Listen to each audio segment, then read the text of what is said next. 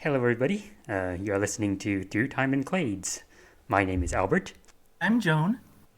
All right, so today we have a very interesting episode because this is the first time we're going to be interviewing someone else. But first of all, just to introduce ourselves a little bit before we get started with that.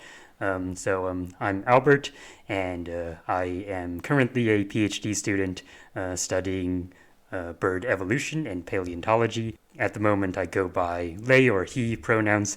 And how about you? My name is Joan. I'm an alumna of biological anthropology from East Carolina University, and I go by she, her pronouns.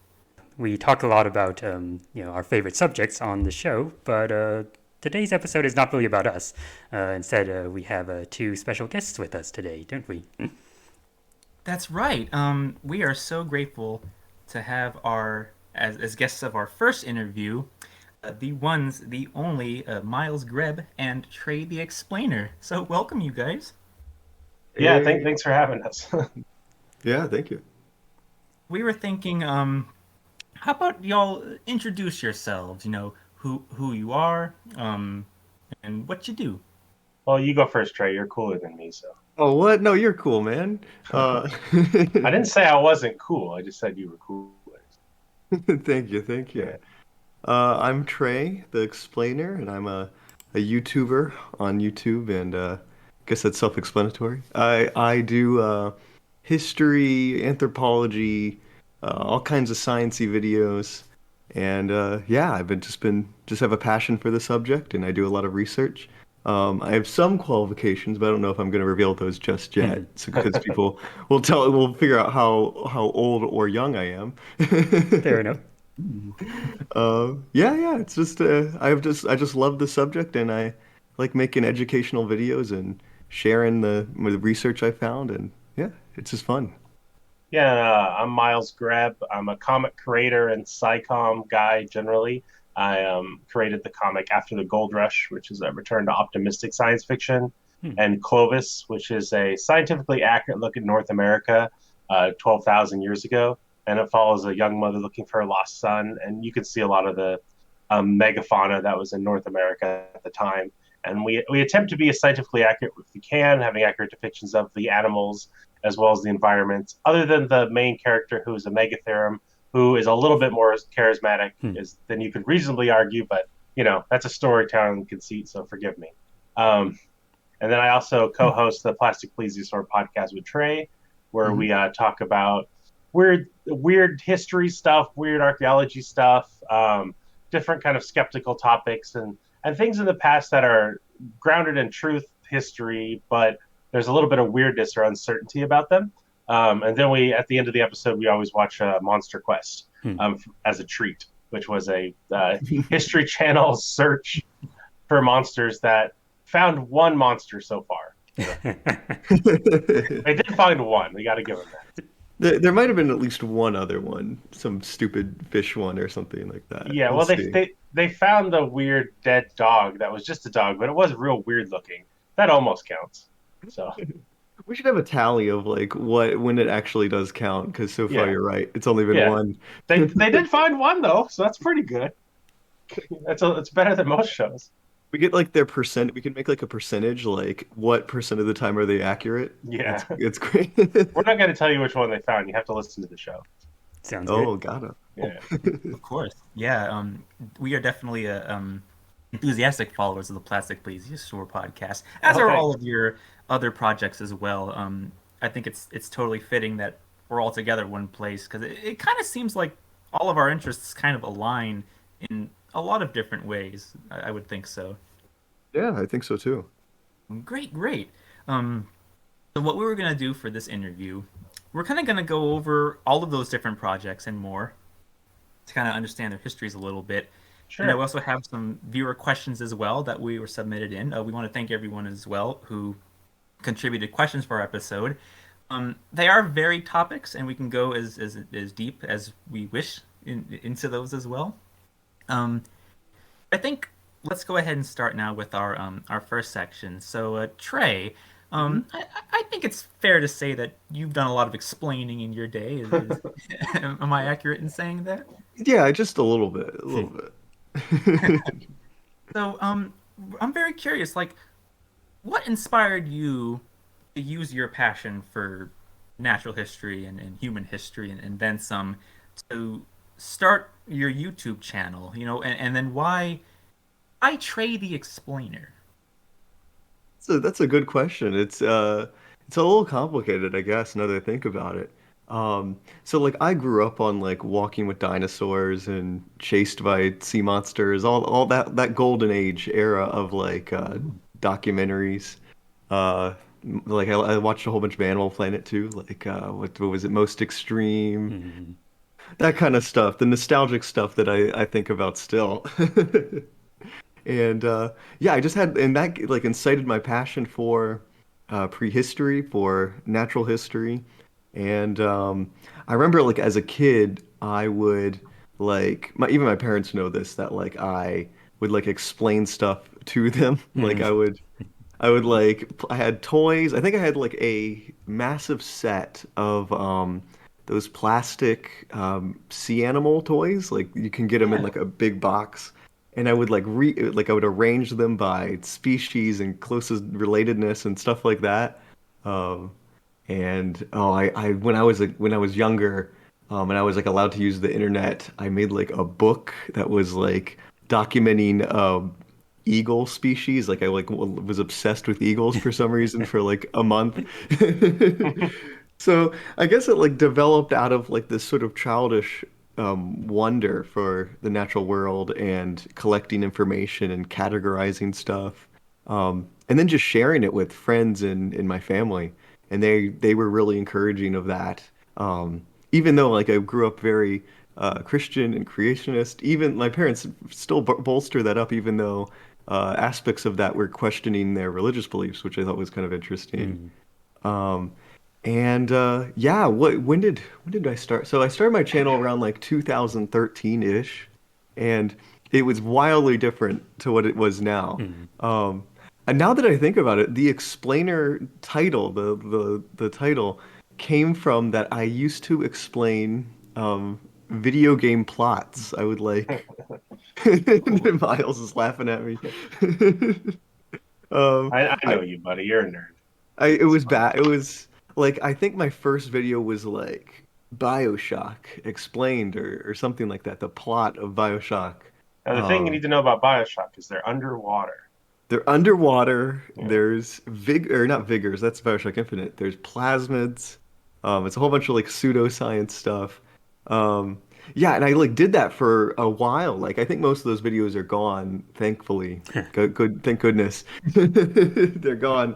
Um, because they were kind of like embarrassing. I don't know. I would like literally explain these video game plots, and then some of the video games like because when you're a small channel on YouTube, you really get desperate for those views. So like you like find a topic that's like in vogue. It's like you find like the upcoming video game and like the day it's released, you release one of those Mhm. explainer videos, Yeah. like Like plot. you'd never make a video about like Among Us or anything these days, right? You'd But never hop on any of those trends. well, iceberg videos, iceberg.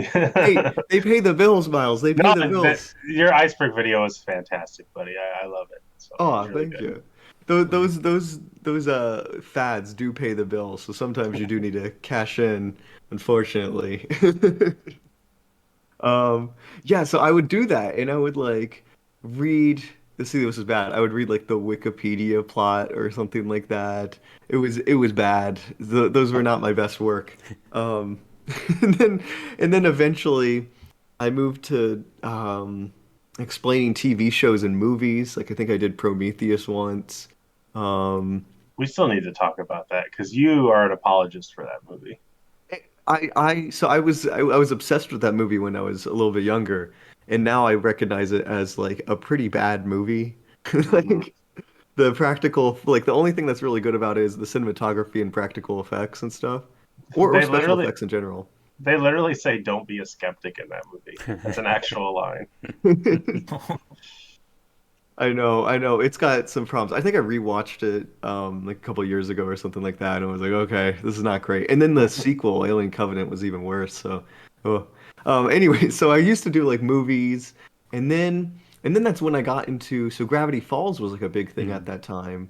Mhm. And if you can see my character icon is Yeah. still the Gravity Falls Yeah. thing, and I've been thinking about changing it, but a lot of people like it. It's pretty iconic. Thank you, thank you. I feel bad because like so the original artwork was from CM Kozman. Mm. He's a great guy. He's awesome. And I still feel bad because I kind of did it because I was like young. I did it without even like asking his Uh, approval. So that's why like I've moved to try to like transition it to something else. Like he's cool about it as far as I know, because I've talked to him. But yeah. It was when you're young on YouTube, you do stupid stuff. You don't really think of like the things that you should probably think about now because I've mm. dealt with that. I've dealt with copyright infringement stuff, and I know the etiquette that you're supposed to use now. But I'm still, you're young, you figure this stuff out, and so long as you talk to people, it's good in the end. Yeah, so I got into Gravity Falls, and then sort of the beginning of it was I started talking about paleontology stuff. Like I think I talked about Jurassic Park and accuracies and inaccuracies of Jurassic Park, and I got in. I don't know if I started. I don't think I started. I think the community existed, but like the like Jurassic Park's like not sucks, but like is bad for paleontology. It Mm. misrepresents dinosaurs, and it turned into like this big kind of it can be somewhat toxic. At least back then it would. I remember Mm. it got a little toxic. Um, Community where people are arguing that like feathers are dumb or that Jurassic Park Yeah. shouldn't update their stuff. Mm. I think I've distanced myself from that now, but I think that it still exists in the Oh yeah. community. And then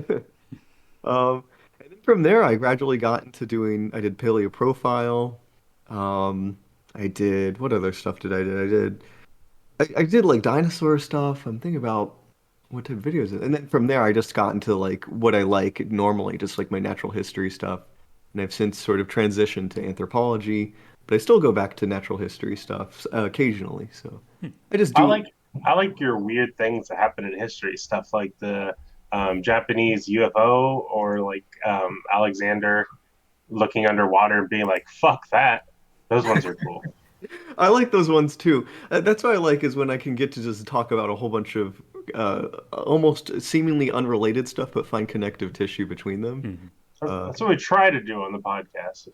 Yeah, I think we do pretty successfully. I Yeah. think we're pretty good.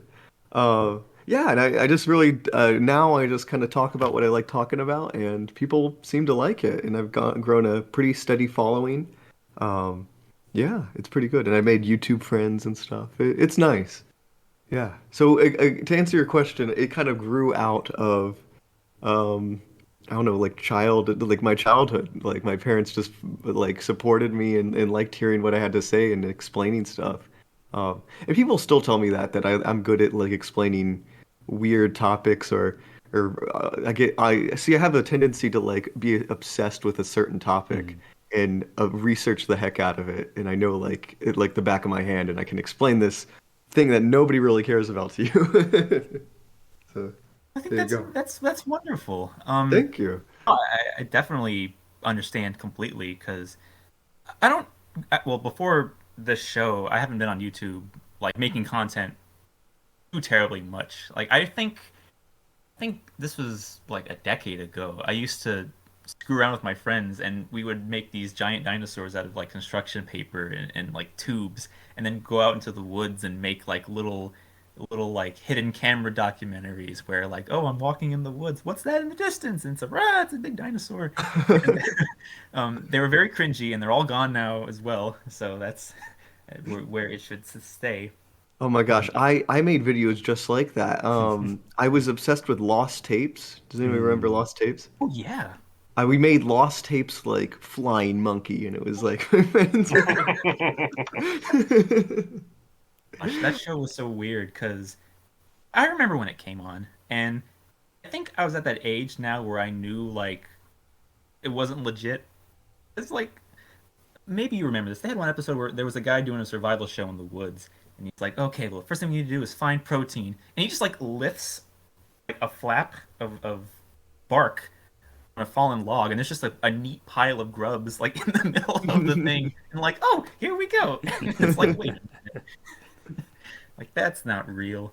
Um, I gosh, used to that's watch those before I went to school. I would like tape them the night before and then go to school and watch it just before like the bus would pick me up. It was great. that's You wonderful. I you definitely actually know remember. what tapes are? Lost tapes. Oh, yeah. Gosh, I think we're definitely of that generation. I remember our VHS collection and our parents recording shows. Yeah, yeah. I remember like I was sort of in that in between period when they were still using VHS. We have a whole bunch of Lion King on VHS and Hell stuff. yeah. Ooh.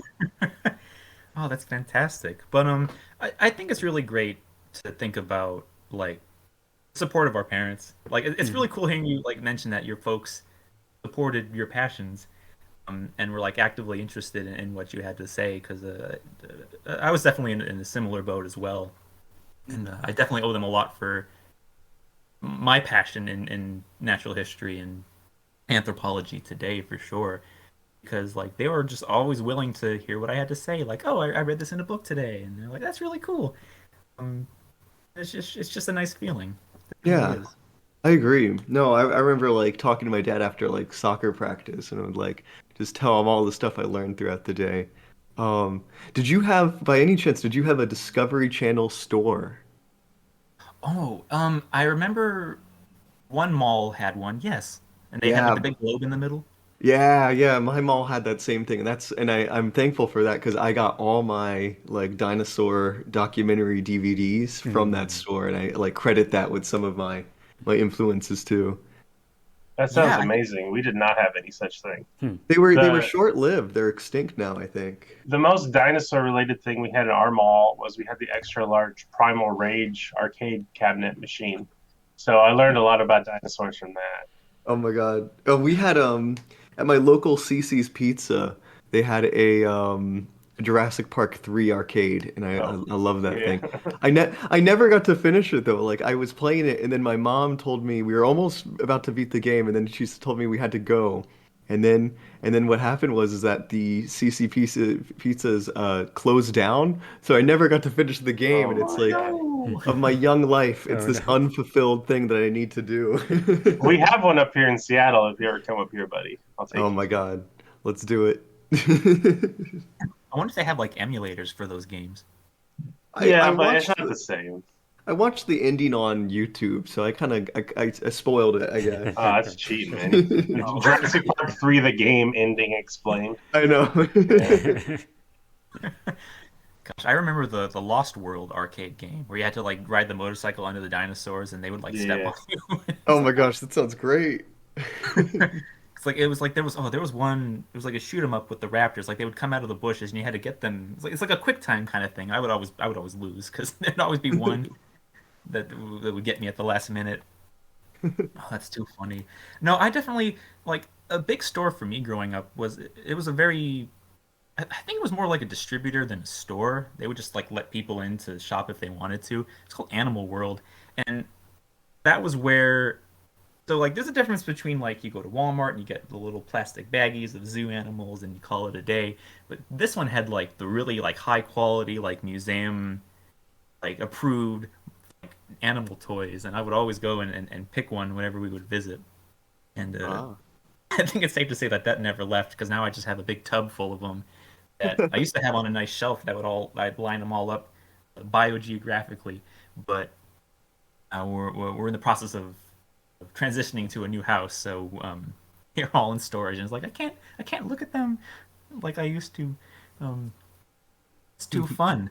Um, yeah, so Trey, you had mentioned you had kind of expanded your channel a bit to include more anthropology, more history content, as well as just to like kind of any topics that happen to interest you. So it seems like that you kind of went full circle. Like you were Trey the Explainer explaining video games, but now you're Trey the Explainer explaining just about anything that catches your interest. So like, I Yeah. think that it kind of worked out super well.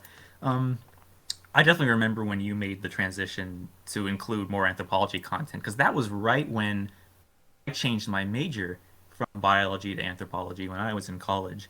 And Oh so wow. I was just looking for things to absorb because the field was so new to me. like I was always familiar with human origins. Like when you're interested in paleontology, that kind of comes with the territory. But it was like a whole world there of like living peoples and more recent history, going back to like the classical era, if you will, that I was just intrigued by and never really appreciated until that moment. And so I think I can definitely say that your channel helped like with that as well. So I definitely appreciate it. Did you Well, find that your viewers have responded? How do you think your viewers have responded to like this increase in your channel's content, kind of switching uh, from like mostly paleontology to like a more broad scope? it's definitely like a mixed bag. I think over like generally it's positive because especially I gained a lot more new subscribers with the change. Hmm. So there's people that didn't really know me before that change. Um, but I think there's still people that are upset. They're like that say that like you should do paleontology videos more, you should do a video on this or like I want more paleo profiles. There's still always like a person that says when is paleo profile returning? Which the answer to that is like I don't know. It might not. I I I do see what I do is I write a video on like what I'm really passionate about. Like I find it really hard to write a video that I'm not passionate about because I've done that and it just doesn't. In my opinion, they don't turn out that good. Um, I feel like I don't research them as well, or my writing's just not as good. Uh, and and so there's some people that do feel left out. They feel like I subscribe to you for your original stuff, and I want that back. Hmm. But I think generally it's pretty positive.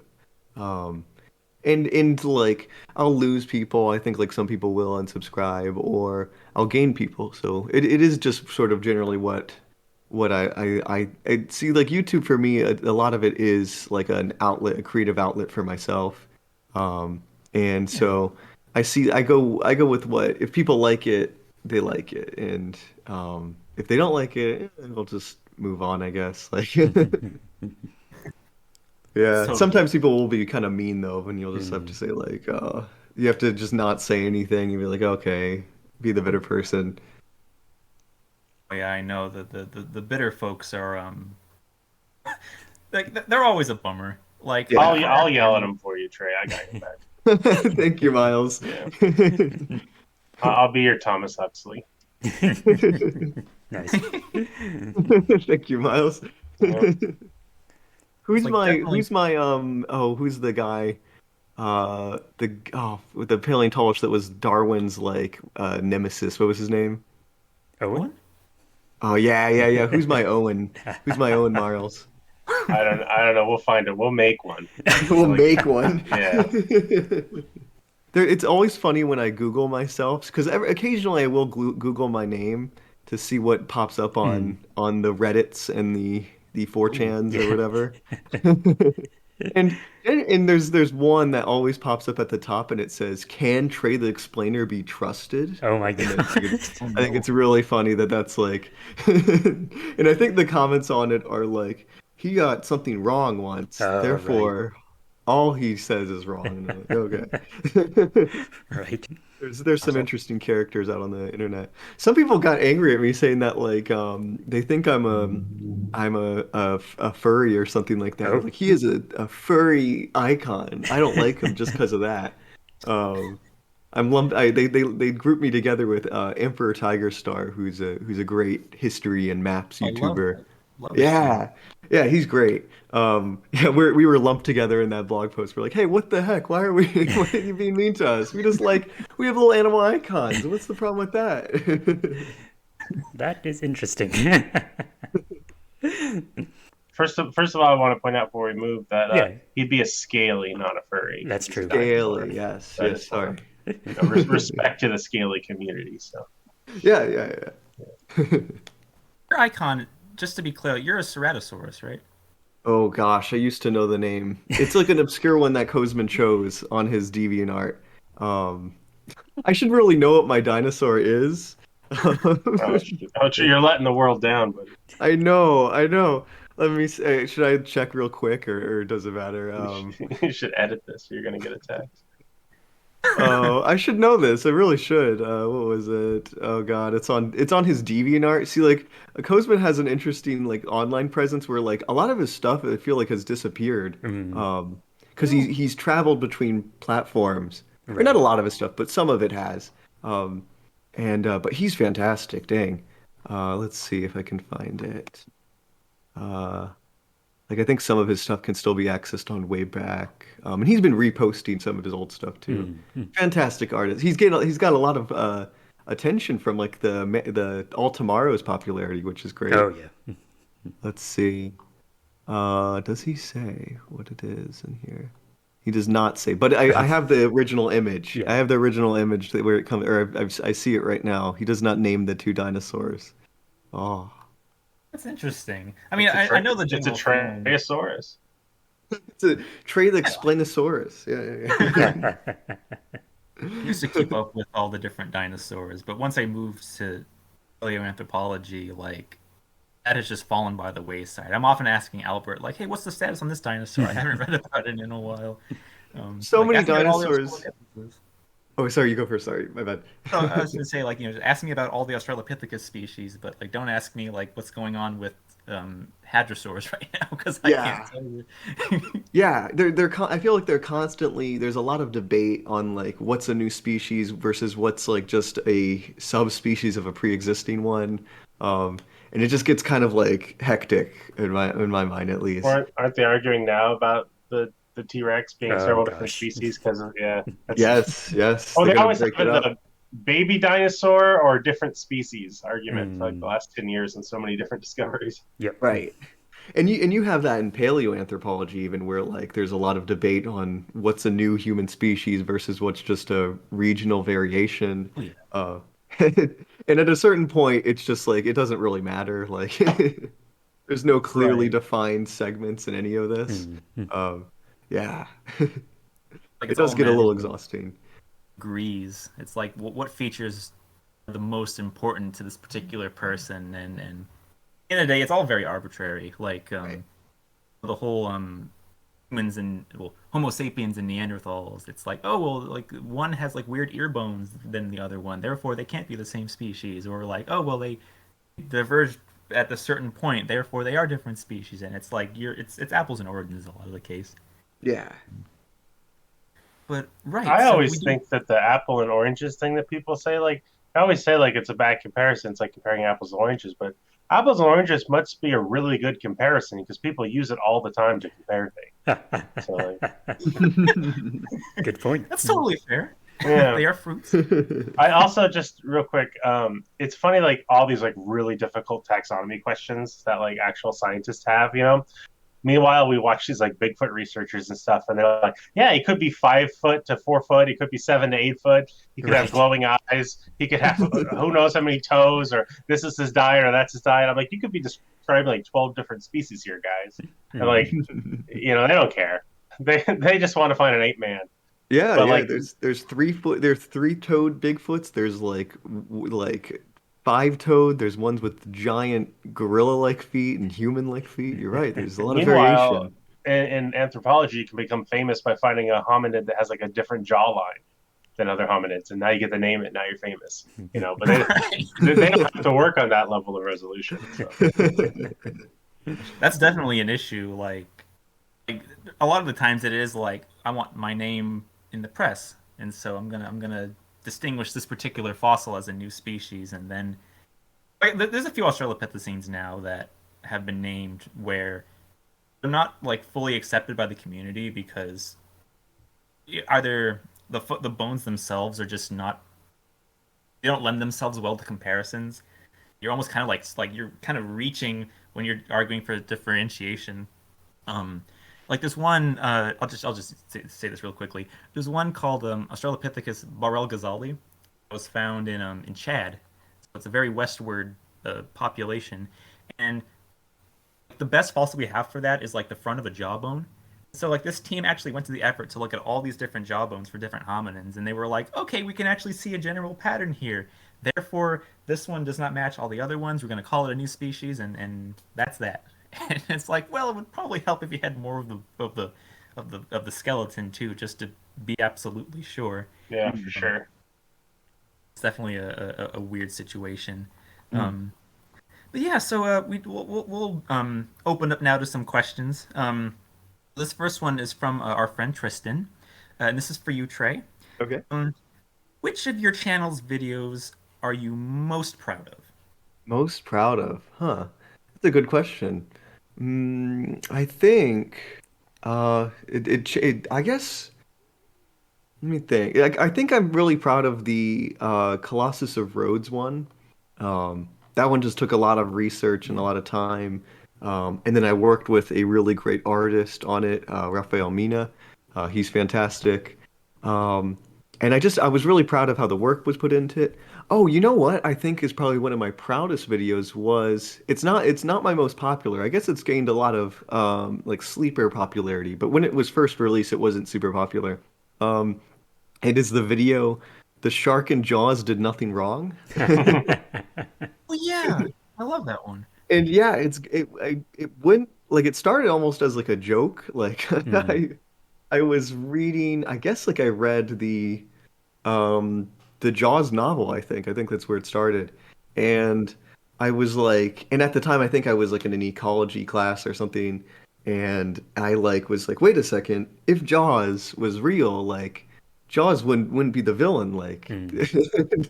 like at a certain point, like and then it was kind of like a joke, like, oh, like he was driven to do certain behaviors or something like that, or and then when I got more and more into the literature, I focused less on that and more on how sharks have been misrepresented in popular Mm. culture and how Jaws has been a very negative, had a negative effect on sharks in general, and how there's like this huge, I guess almost systemic problem with how sharks and are represented in pop culture and how that affects how laws are made and how people treat the environment and treat sharks, because they're really important creatures and they're good for the environment. They help. They're an essential part of the ecosystem, and people often treat them as villains and as something to fear when really the fear is completely unfounded. Like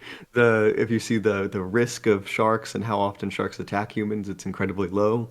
Um, There's that and guy they, that has the drones that fly out, right? Like, yeah, and he takes all the video of the sharks, and you see so many times where there's sharks right near people all the time, and no one ever notices it. It's Mm. not a story, you yeah. know. They don't care about humans, and like they've been singled out unfairly as like these man eaters and killers and stuff. I mean, they will kill you if you're in a fight, but you just don't get in a fight very often. Yeah, yeah, you're right. And that's with like every animal is that there's Yeah. always a risk with animals. Well, I could beat some animals. I got attacked by like a cat and it destroyed Yeah. my leg. It was I, that I was didn't say more that you could beat some animals. I said I could beat some animals. I would take the cat. it was a house cat too. It was not Yeah. a tiger or Right. anything. No. It could be one of those mystery black cats, though. It could be Miles. It could be one of those Black Panthers Yeah, in America. they're Yeah. fucking around. I've seen them. Yeah, and I just in that video was the sort of the first where I acted almost as a journalist, I guess, because I Mm. contacted. This was the first time I really contacted, because contacted professors in the past, like mainly like paleontology ones. But this one, I really took the time to interview a bunch of like marine biologists and shark experts and stuff, and I like assembled this team almost and did a big boy interview with one where like we recorded it and I edited and everything, and we had a really cool conversation. And Mm. he told me like his thesis and all kinds of stuff. And I was just really proud with how that video turned out, where it was sort of it turned into this huge video essay that I felt was really well was what I think, in my opinion, was like well formulated, and I was able to discuss a whole bunch of important points, like how humans have treated the ocean and how we need to treat the ecosystem better, and how we're reaching a breaking point. Like sharks are essential, and that we need to do more legislation and stuff to protect them. Yeah, it was just a huge video that I put a lot of effort in, and it felt more real, I guess. Like it felt like I was doing something that was worth Like it was going to make an impact on the world. And I don't know if that's true, but it was more a little preachy, which I thought was good because when you're talking about like dinosaurs and stuff, like it's not really going to be political, or at Yeah. least for most people, Right. Right.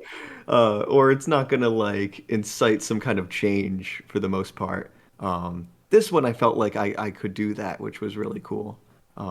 Yeah, that would I guess Jaws did nothing wrong was is my proudest video. Bruce, right? His name's Bruce. Bruce. I Yeah. almost put Bruce. The title of the video, like, because like his name's not really Jaws, but people Hmm. don't really know his name's Bruce, or most people don't. Right. So it's Right. all right. It's like the guy from Flutie and the Blowfish. His name's not Flutie, you know. Right. Right, That's wonderful. yeah. Thank you. And, hey, you never know. I think that's good information to get out there, and I hope it influences like many people as it can, because you're absolutely right. Sharks definitely need our help, and we haven't been doing them any favors, and I think it's time that we should. Yeah. I'm working on another video that is in a similar vein where like I feel like almost like a journalist where I'm interviewing people for it. Um, it's on Bigfoot legends in Native American folklore and how Yes. that's been misrepresented. So I've been contacting a lot of tribal elders and stuff and Oh doing wow. interviews with them, which has been really great. Hmm. So far, I've only gotten like one or two that respond. Especially because some of the times their methods of communication are hard, where like Right. you have to go on a tribal website and it's like a .aol, and you're like, I don't know if this even is functioning anymore. Right. But the people that have responded, they've been great. Like one lady shared me a lot of information Hmm. with me, which is great. And what I found, me and Miles have found this in it was kind of our Monster Quest discussions that inspired this video. Um, that there's a lot of like retrofitting of folklore and sources by Bigfoot believers to make them say things that they don't really. White Um, fitting, I call it. yes, and Yeah. it's a legitimate problem. I talked to the tribal elder about it, and she was like, "Yeah, this is a legitimate problem, and yeah, I hope I can help clear up some misconceptions there too." So there's that. Definitely. I'm definitely looking forward to that video for sure. Thank you, Um, thank you. let's shift a little bit to our next question. So, this is from our friend Alari. Kind of a loaded question, but and this is for the both of you, by the way. You can answer it as best as you can. Do you think long extinct animals played a role in the mythology of ancient peoples? And how long could those species hypothetically stay in said culture before being forgotten? So definitely there are examples where this has happened. Um, in the Russian steppes, there's a lot of dinosaur eggs, like a ridiculous amount of dinosaur eggs. Like they're really easy to find, so much so that you can buy them on eBay for like $100. It's not a big deal. And this massive amount of dinosaur eggs probably helped create the myths of griffins Hmm. for the cultures there, especially because there was um, gold mines and stuff there, and so people thought that the griffins protected the gold, so it helped create this whole culture around this stuff. And there's actual like papers written about this possible connection. So like we do know that extinct animals have inspired mythology throughout different cultures. I don't know about um, like nearly extant animals, like let's say there was a um, Gigantopithecus, like if there's 120 of them roaming around Hmm. thousands of years ago, or if humans saw Neanderthals and wrote wild man stories about them, because there's hypotheses around that kind of stuff, right? Right. Which is harder to say, but yeah, there are fossilized eggs and bones that definitely inspire things, like the elephant skull inspired Cyclops myths, most likely, you know. Yeah. I'm kind of mixed on my opinion of it because you often hear it like where like you have like ancient aliens or creationists and stuff that say that like this looks like a dinosaur or something, Hmm. therefore these people must have met them. Right. And Right. I'm a little bit more of the opinion that like there's humans are creative people and we can often just make stuff up ourselves. Hmm. Like we there doesn't need to be a physical basis for myths sometimes where people could just be like, oh, I'm formulating this. This is just a mythical creature that's just a giant deer. There's deer around right now, and this is just a giant version of it. It doesn't necessarily have to be a remnant of Ice Age memory or anything like that, um, or dragons are not necessarily like dinosaur myths or stories about dinosaurs. We could just formulate dinosaurs with our, or not dinosaurs, dragons with our imagination.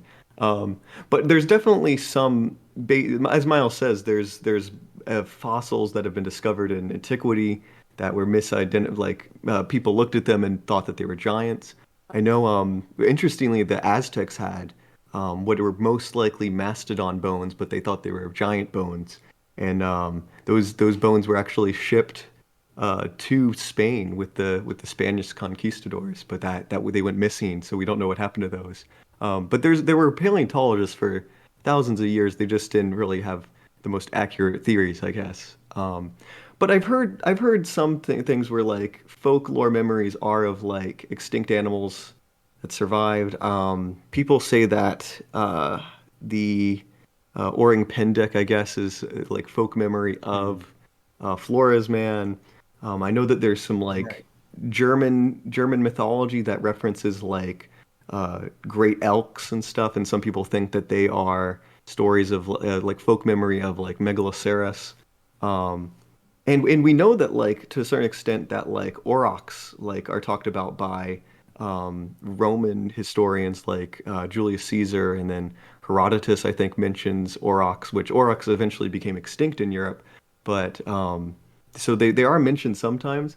I think if for I guess I'm all over the place, but my opinion, I think for the most part, most myths are just made up where people just formulated them with their imagination, but Mm. there might be some some folk memory, but I think for a lot of times it's overstated, I think, Mm.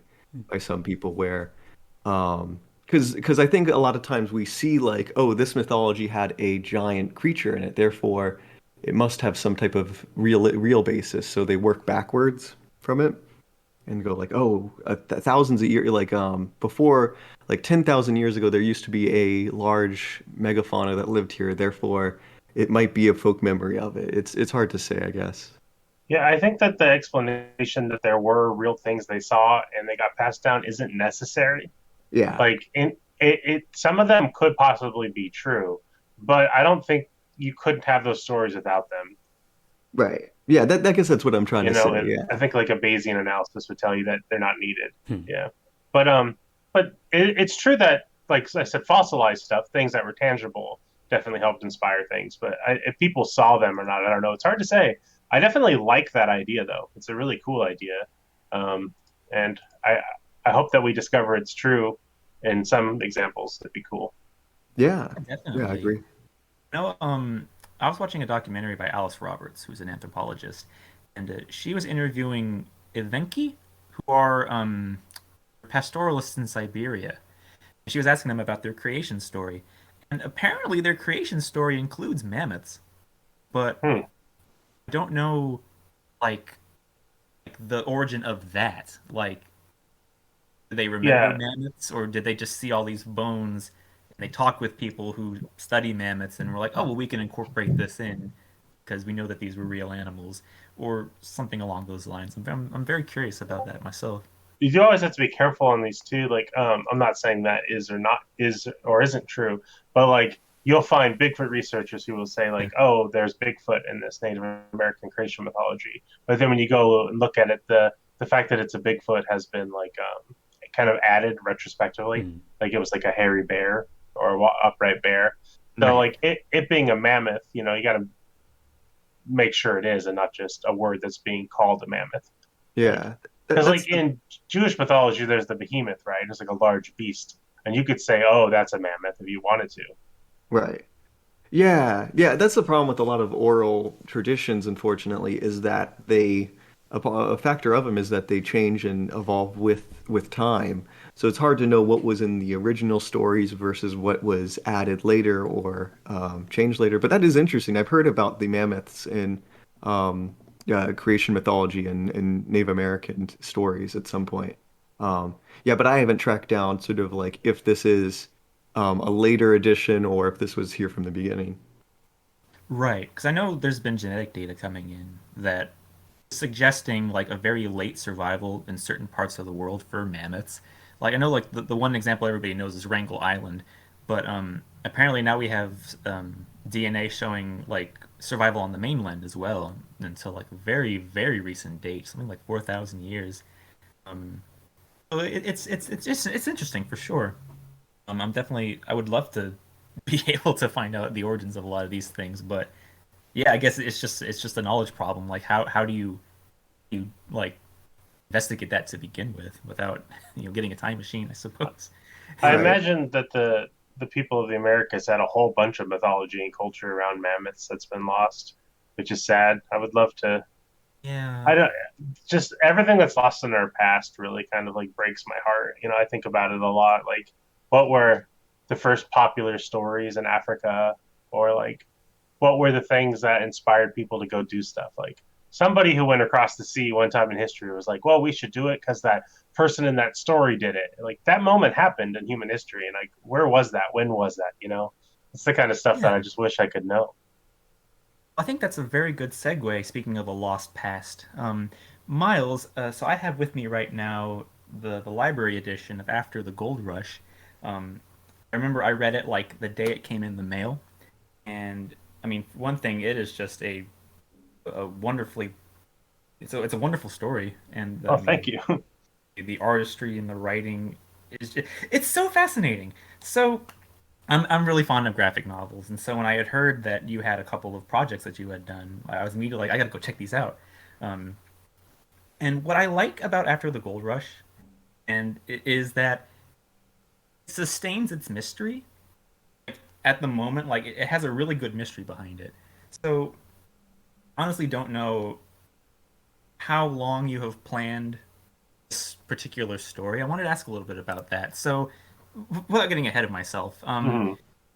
you mentioned an inspiration for After the Gold Rush is optimistic science fiction, which Yeah, in the vein of like the original Star Trek series. yeah, or And Cosmos, big Carl Sagan fan, obviously. oh yeah, I love his Yeah. stuff too. Um, what prompted you to turn that into an original story? Um.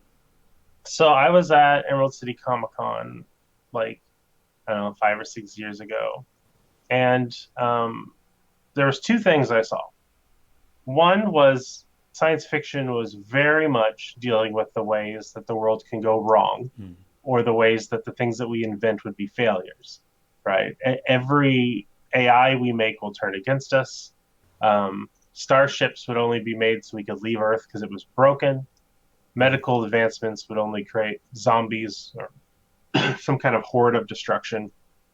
There was no, we made this and now we're better, which, first of all, I think is very untrue to how the world works. Um, we're obsessed with all the failures of our inventions, like the hidden costs that we're now paying. For example, like there's a lot of plastic pollution, right? Which is a cost that we didn't think about when we invented plastic. But plastic has saved billions of lives. It has made it so food and medical devices can be like saved and transported without bacterial and viral infections, and people can get things much cheaper. It's been a massive boon for humanity, but like there's this hidden cost problem that we didn't deal with, and I think a lot of sci-fi is only dealing with that.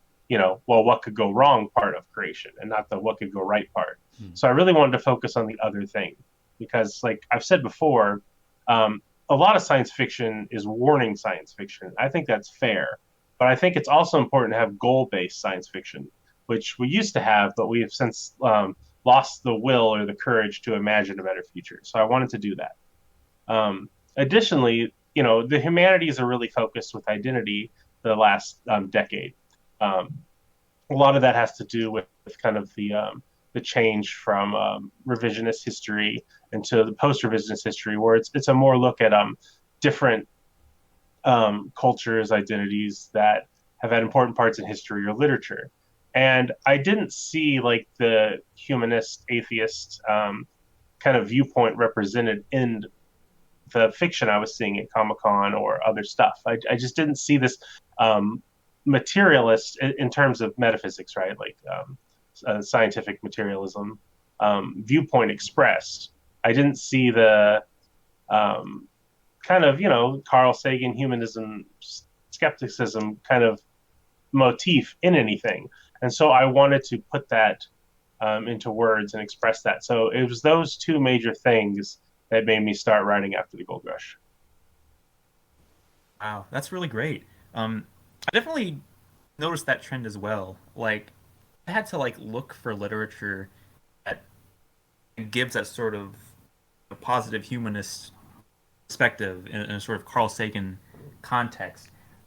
I know his daughter Sasha had written a book. Yeah, she's great. Yeah, it was very eye opening for me. And then there's a scholar and a rabbi, Greg Epstein, and he wrote another book as well that kind of explaining like what humanism was and like what it could do for people. And so but like those isolated examples in a much larger, I guess, pop culture you can call it, where there is this sort of like pessimistic view of humanism, and like what you described as well regarding like the the the negative aspects that are being focused on regarding scientific inventions. And so it's actually really nice to see like a work of science fiction that kind of follows suit in that. Because I'm definitely an optimist, and I definitely would like to see the advancements and discoveries of science disseminated among the public and used to help the world. Absolutely, as I'm sure you would as well. Um, Now, your story in particular, I guess without, going too deep into it, in case some of our viewers may be unaware, could you summarize After the Gold Rush a little bit? Sure, it follows Scout, the last scientist, as she returns to Earth to find that it has traded away science. She finds Earth in a agrarian, theocratic place. It's not the kind of Star Trek level society that she expected to find. She's the first daughter of Titan, which is one of the moons of Saturn, and she was raised by her two parents with the expectation that she would be a biologist and help to grow things in the artificial green room they had there. But there was an accident, and her ship, the Beagle 2, was first to put her into a modified cryosleep for a short time.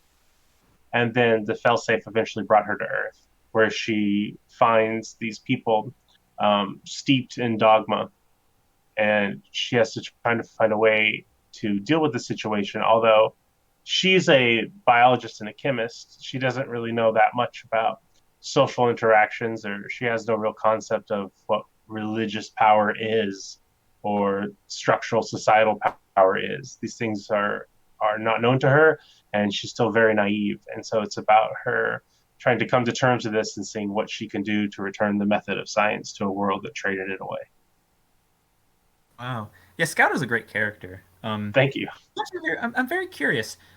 I couldn't, 'cause I guess I couldn't figure this out on my own, and I don't know if you're kind of keeping this intentionally a secret or not. Is Scout like a teenager? Or is she like a young She's adult? 16. Okay, well, that's cool because I've definitely heard a lot about. I'm sure you have as well about how like kids. I guess I can add teenagers into that as well, or like natural born scientists, and like they're always exploring the world and are very curious. And then at some point in adulthood, um, there's like a threshold where like that can be expunged, and like that is lost, um, which is very unfortunate because I think everybody should have that sort of spark. And so it's kind of cool to see like the main character be a young person in a sense to kind of help lead this charge. Yeah, Is she, well, one thing I wanted to do specifically was I didn't want to create this trope of the brilliant, informed, together scientists Mhm. versus the backwater, foolish religious people. Yeah. Like Scout isn't the smartest, most knowledgeable person on Earth. She just happens to come from a culture that has far more answers and far more dedication to a way of knowing than the people on Earth currently have. Um, there's one scene I've mentioned it before. It hasn't happened yet, but there's a time in the story where she'll be asked her creation mythology because other people are sharing theirs, and she'll explain evolution by means of natural selection. And the thing is, she doesn't have any evidence for it. it's gone. It's from a Right. culture that's not there. So she can make arguments, but she can't make arguments any better than anybody else. Mhm. They have no idea of genetics. They don't know what the fossil record is. There's no culture of scientists producing things that also believe this to create some like cachet of expertise. So like she's in a position that scientists today aren't in. So That's really interesting. yeah. I'm definitely looking forward to seeing like the further adventures in the story. Have you planned all of it out?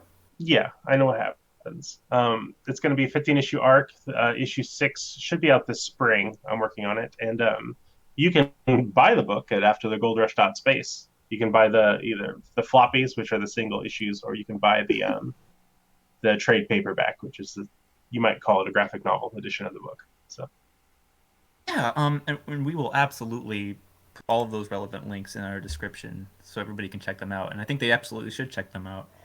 Well, that's exciting. Okay, because as I was reading through these first 4 issues, I was definitely struck with the sense that like this mystery has like kept itself all throughout. Like it's like I'm kind of working on. Oh, I felt like I was working on like patience for the story. Oh, this is building up to something like really exciting and interesting. And I'm very curious, like, what exactly happened to the world? And so I guess we'll have to see. Um, yeah, people often ask me what the title is in reference to, and I never say because I am building up to the mystery. But I promise, unlike George R. R. Martin, I will actually write the final book. oh, Oh, sure. Miles. Yeah, I knew I was getting a Miles. reaction out of you, Miles, after the recent news, you're breaking my heart. buddy. I know, my friend. I'm sorry. This is the lesson you'll learn. You should never love anything, and then you won't get your heart broken. At least you'll finish. That's good. That's good. You're Yeah, right. That's but too funny. sadly, we'll never see how Star Wars ends. Oh, oh. Gosh, I could go on and on about that. And I don't even not even like a big Star Wars fan. I just I see what's happened and I'm just afraid to go deeper into it. Yeah, don't Um, run. I'm good in my little corner of the universe just fine. I'll stay on the desert planet. Um, Desert planet. Arrakis. sure. Um, so okay. We have another viewer question that we're going to throw in. And Trey, this is for you. Okay. So this is from one of our patrons, Paul.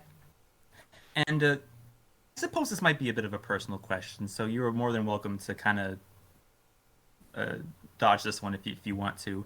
Um, he was curious because I guess you had mentioned that when you were growing up, like you were a creationist and you were in a sort of a fundamentalist, I guess household is kind of the right word. Yeah, Um, yeah, I'd agree with that. um, he was curious, kind of, you know, how did that transition to more science-based thinking, and kind of like looking at the world for like what it actually was? How did that transition happen for you? Oh, yeah. It was definitely very weird because as a kid, I would grow up and I would go to church and be taught certain things like Noah's flood and all that in Genesis and that the earth was thousands of years old as opposed to like billions. Um, but I would also watch like Walking with Dinosaurs or Chased by Sea Monsters, where like it does not even suggest that at all. It's millions of years and hundreds of millions of years, and like it was really odd for me as a kid to grow up and see these two different perspectives that are conflicting. Um, and I remember like trying to rationalize it in my head.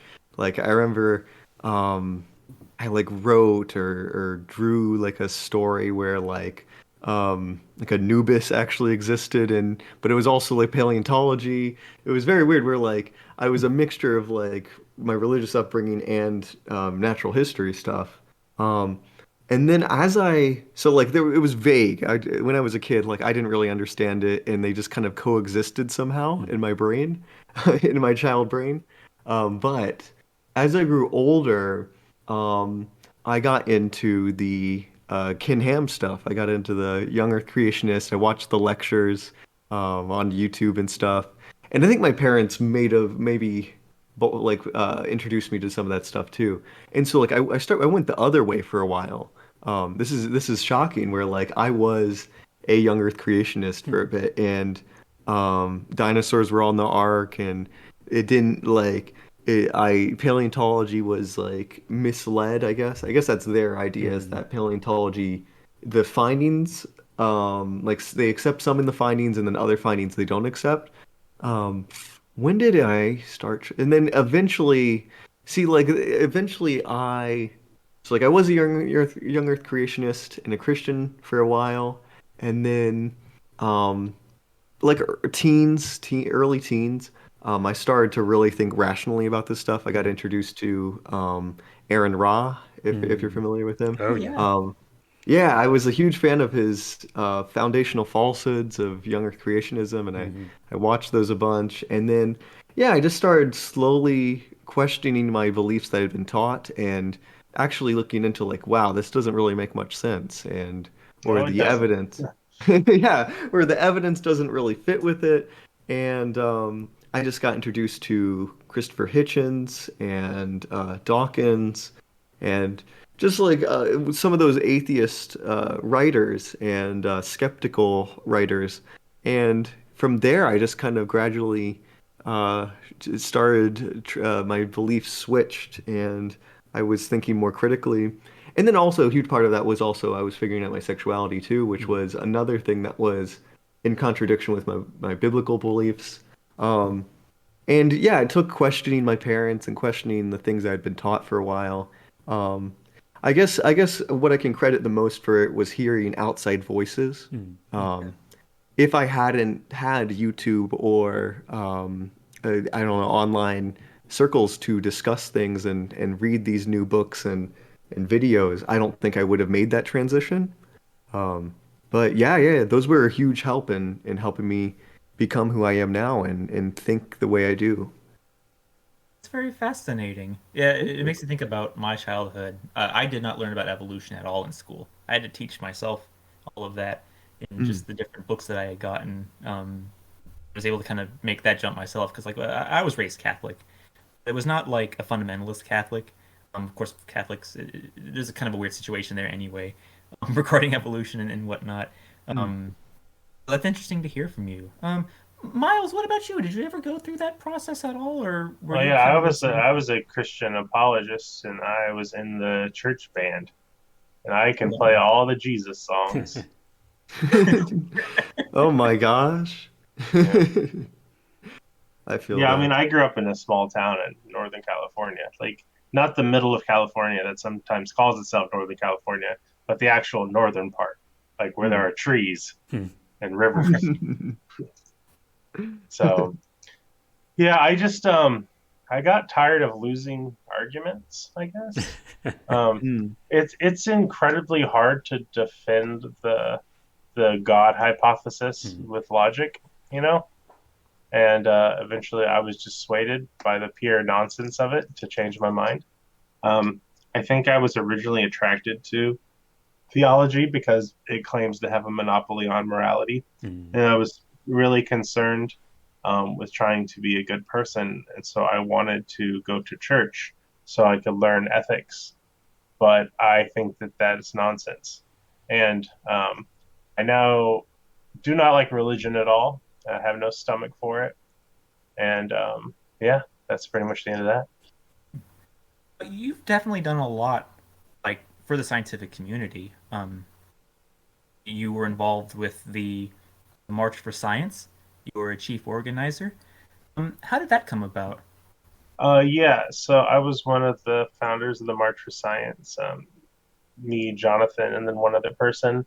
Um, I don't know if that was successful or helpful or not, but it's definitely something I did. Um, so after Donald Trump was elected, there was a lot of concern in all rational parts of America. And then there was a removing of some people from the EPA and disallowing certain people to mention things about climate change. And then, when the right gets power, it's normally coupled to Christianity. So there's that increase, which is normally, anti-science. And so there was a lot of blowback against science, especially against the EPA. And so some of us wanted to do like what the Women's March did, which was have a big public show of support for, actual good qualities, as opposed to the things that the administration was putting out. And so we wanted to get SciComm people and mostly researching working scientists together to show that they're unified. My addition was I really wanted science to be seen as a central issue that the left or the right couldn't attack, because although it was definitely true at the time that the right was trying to undermine science, I don't believe that the left in America, when I say the left, I mean the Democrats, people who are more far left would not appreciate that being called the left, but just for simplicity's sake, I don't believe the Democratic Party or the left in America are aligned with science. I think that their positions may or may not work with science, and if they do, then they'll bolster them, and if they don't, then they'll attack the science. You can just look at the left's opinion on GMOs or nuclear power for evidence of that. Or, for example, the left was anti-vaccine for a long time, and then as soon as Donald Trump made it about like masculinity or some bullshit, then it was mostly right-wing men who became anti-vaccine. So like these opinions can change based on cultural values. Yeah. What were you saying, Trey? Sorry. Oh, no, I didn't say anything. Yeah, Okay. I remember that during that time though that you're talking about where Trump took office, and there was definitely a push to be more support towards science and not doubting scientists and stuff. I remember that, and I remember that march, the March Yeah. for Science. Mhm. That was awesome. But And I was so, younger then. yeah. Well, we were all younger then. It's been the past. Um, but yeah, so I ran specifically the one up here in Seattle, but I helped with the national organization as well. We got about 35,000 people out on the streets up here in Seattle. And, we marched out to the Science Center, and people had their signs and stuff, and we had a bunch of different speakers. I I don't know if it was successful. I don't know if it helped or hurt, quite honestly, but I did my best to try to show because we haven't really had a large public celebration or stand for science in general in this country in a long time. Um, Maybe since like the World's Fairs when they had like big science like events happen. So I thought that it would be a good thing to do, but a large argument about the March for Science while it was happening was if science should be in an advocacy position like that, if we're politicizing it. One side said, well, science is always politicized because politics affects all these decisions. Another side said, well, yes, but if you become directly engaged in partisan politics, people won't view it as an objective methodology, and they would view it as conclusions that have a political bias. So you shouldn't do that. And I think that the march probably didn't help as much as I wanted it to. I don't know if that kind of activism is actually good for science. I think science is probably too nuanced of a topic for activism of that sort to work that well. But I tried my best, and hopefully it helped some. So. Well, we appreciate it very much. Do you have any ideas? Let's say hypothetically, like, was a need for? Well, maybe it's not the right terminology. What do you think could work in that instance? I don't know. I'm probably more critical of it than other people. I know a lot of people enjoyed it. There was, I don't know. We had a lot of marchers. It's probably more than 1 million people marched overall in the country for the March for Science, and I'm sure a lot of people had positive feelings about it. I don't think it was emotionally a bad thing. I just don't know if it was tactically a good thing. And I don't know. It's hard for me to answer because I worked really damn hard on that thing. Like I canceled the release of one of my comic books, which cost me a lot of money. I worked like 15-hour days for months and months to get the whole thing together. So I don't know. I am very emotionally attached to it, so it's hard for me to be objective. But I just feel like it's really hard to argue nuanced science stuff out loud. Like you see people argue on like psychological findings all the time, right? Which are like really hard soft science conclusions, but they're very personal. And so like those kind of findings change like every few years. So how are you supposed to like have an advocacy group for any one psychological finding, right? So like how are you supposed to advocate for climate mitigation technologies when the left already has cultural signifiers? Like the left likes solar and wind. it likes those things. It's part of its like it's part of what it means to be like a Democrat in America is those are things you like. Those are the things that are on their images, it's part of their iconography. And so if the findings are those aren't good solutions, that's like emotionally damaging to that position because it's part of their kind of cultural unit. And so that makes you have to deal with that, which makes advocacy hard. But science shouldn't be like that. You should just look for the solution and accept the solution, and then obviously peer review it and critique it. But I think that advocacy and science are always going to butt heads in that way because science can't tell you this is what you should do. It can just tell you this is what happens or this is what will happen if you do this, Yeah. Or at least in predictable models, not necessary conclusions. But I don't know. That's a rambling sentence I just said, but it's just hard. I just think that there's a conflict between advocacy, which is very narrative driven, and science, which, I think if you're doing it right, is not narrative driven. So, but it's hard. So, yeah, I mean, it's a very fascinating perspective. I honestly didn't consider that, the role of like iconography. 'Cause, like that is very like in some cases like those images are very like prominent and easy to share around. I mean, near my old neighborhood, they just put a whole giant field full of uh, a big wind farm is there, and of course these things are like I don't know 30, 40 meters tall. They're huge, and so like it definitely stands out. Yeah, well, I mean, so like, I don't want to talk about this show, but there's a new Star Trek, Alex Kurtzman CBS Star Trek show coming out, and in it they have large windmills. That's because that is part of the better future that is currently believed upon by the left. You will not see nuclear reactors or I don't know, like molten salt or geothermal or whatever it is, be part of that because that's not the iconography that they're imagining. So like that's the problem when you have there's conclusions that people want to happen, and it doesn't matter if that's what will work or not. It gets attached, and I'm concerned about that because I see climate change as an engineering problem, and I think a lot of people want it to be every other different kind of problem. I think that makes it very difficult to deal with. So That's interesting. I know we definitely try to put a good word for nuclear power on our show. We had the final episode of my Human Origins series where we kind of covered state of the world in the environmental crisis, and we made sure to put some of the good science out about nuclear power. So I hope that helps a little bit. well, the ecosystems appreciate that. I know there's been a tiny push for like better understanding of nuclear power for the public. Like, I'm sure you're familiar with Kurzgesagt. I think Yeah. they put out like 2 videos about nuclear power that they were very well done. I thought it was fine. I thought they overdid the waste problem.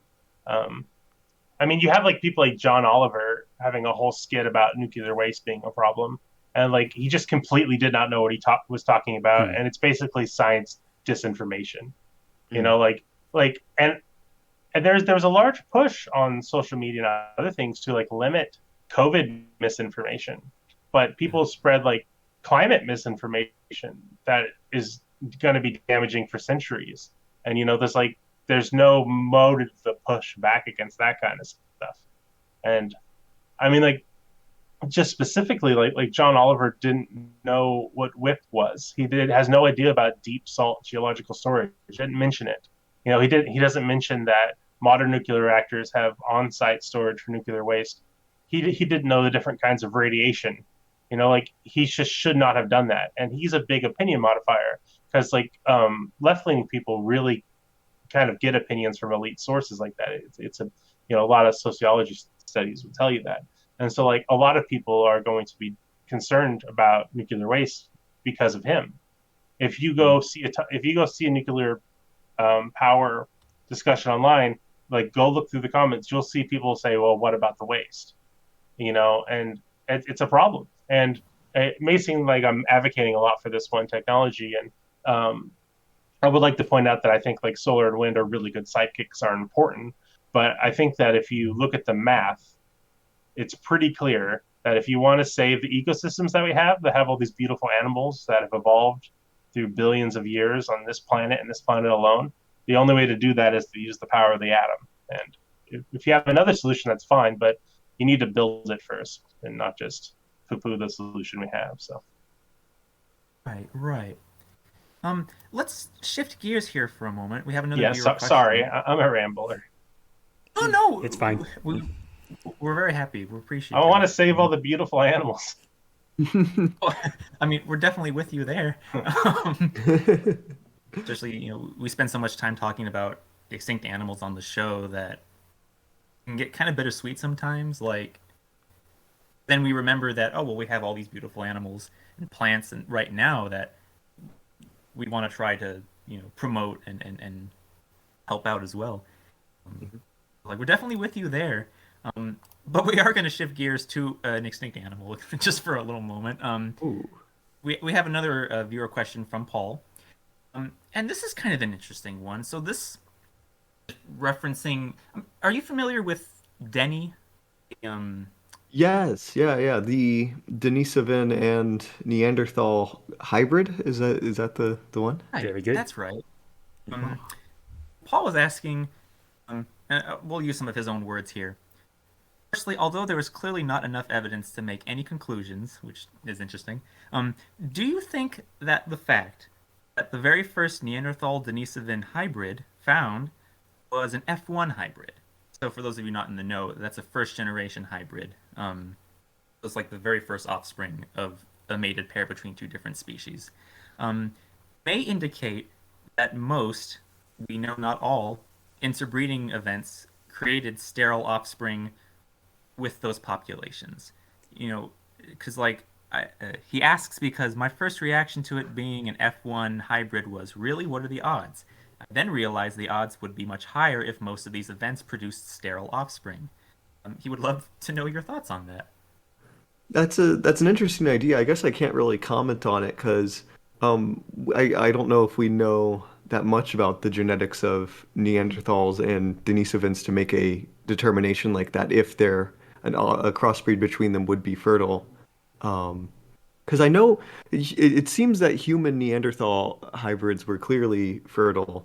Obviously, we're an example of that. And there's I know Wase 1 and 2 appear to have been like F4 hybrids or something like that, where they had a Neanderthal ancestor further back. So clearly their ancestors were fertile. I don't know about Denisovans and Neanderthals though. They are still Denisovans are still even a new concept because as far as I remember, we weren't aware of them until 2010s maybe. I'm not sure. That's about right. Yeah. Yeah, so it's I don't know. The reason so when things become like they produce infertile offspring, it's typically that they've become genetically isolated from one another so much and it's been separated for so long that they can't interbreed or can't produce fertile offspring. I don't know if it has been long enough for Denisovans or Neanderthals. So I can't really comment on that, I guess. It's Yeah. possible. It's, it's an interesting question. I know from the genetics that we have at the moment, and you're absolutely right. Like this is virgin territory a lot of the times. I mean, a lot of the research that's been coming out now is suggesting a much wider range for Denisovans. Like they may have even crossed Wallace's line and inhabited New Guinea, but we just don't have fossils for any of that to be sure. And the fossils that we do have that we're confident are from a Denisovan are, for lack of a better word, crap. I mean, there's Yeah, we like have like a tooth and just some bone fragments. yeah, probably a jawbone, probably a parietal part of the skull. Um, but it's tough. Um, I would be more inclined to think that the offspring between Neanderthals and Denisovans probably wouldn't have been sterile Yeah. because like they are more closely related to each other than either is to Homo sapiens. Like they kind of form their own lineage. I know some people would go as far as to just call Denisovans Eastern Neanderthals, but I think the trend now is to just have them be a distinct group. Um, Yeah. yeah, okay, that's totally fair.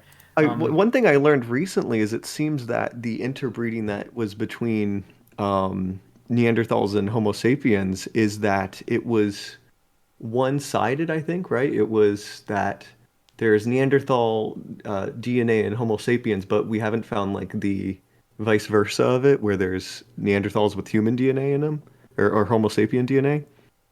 I Yeah, learned I this a think while ago. yeah, no, that sounds about right. Because I was just reading this the other day. Because the only hybrids that have been determined to be like fully fertile were between I think it's Neanderthal males and Homo sapiens females. Right, right. And there's a question about how that would have worked culturally. Like, is that implying that we're not finding the other way around because um, Neanderthal females would take Homo sapiens children with them into their groups away from other Homo sapiens, and like those just kind of petered out over a long period of time. I'd be interested to know for sure. Um, I mean, all the admixture data that we've been getting, just like blown open a whole other room of discovery regarding human origins that I couldn't even have imagined a decade ago.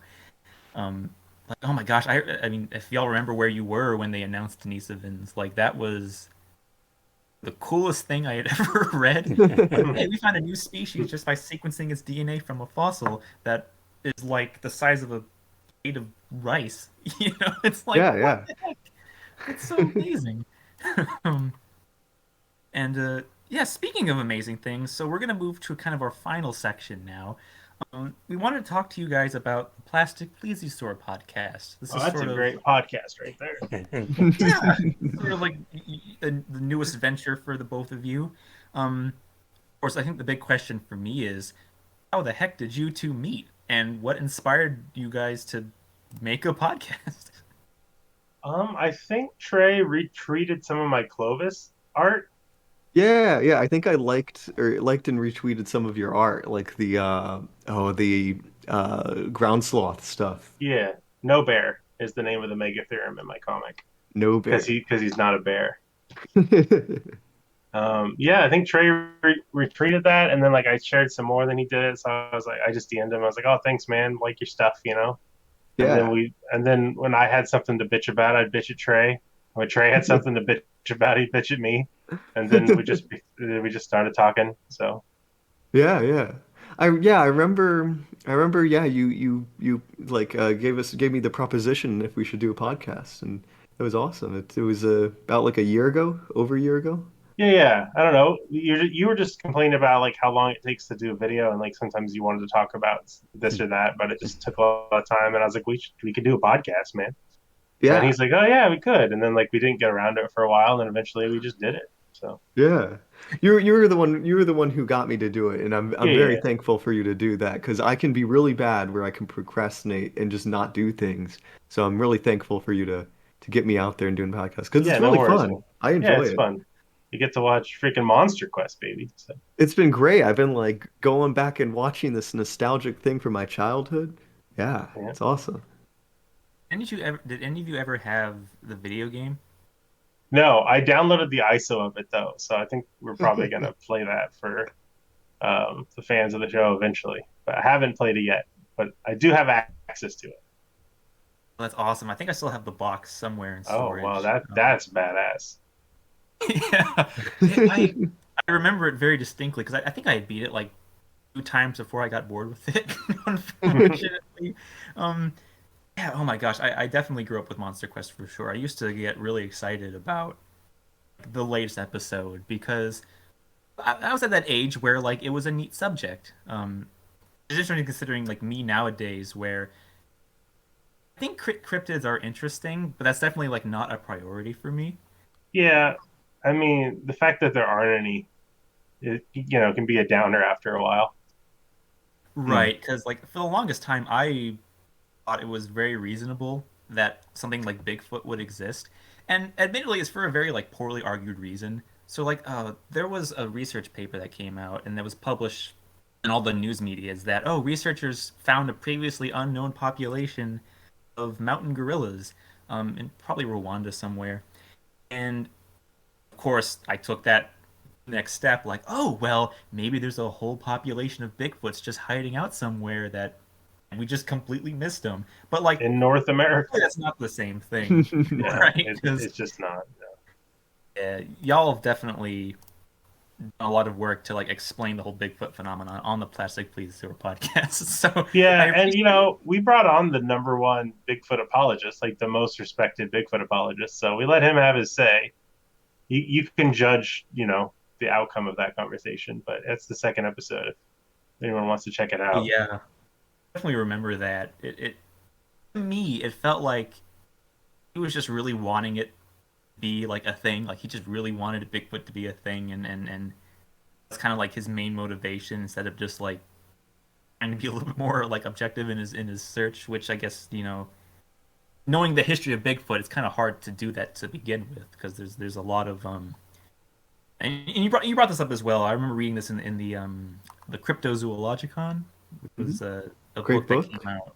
Yeah, and they were talking about how like there's this whole paper trail of people who came up with like the modern image of Bigfoot and essentially like made it a reality by creating the Patterson footage, and that's how everybody thinks of Bigfoot now. Whereas in the past, Bigfoot went from like being a wild man to all this different stuff, and like an interesting like cultural phenomenon. I think like that.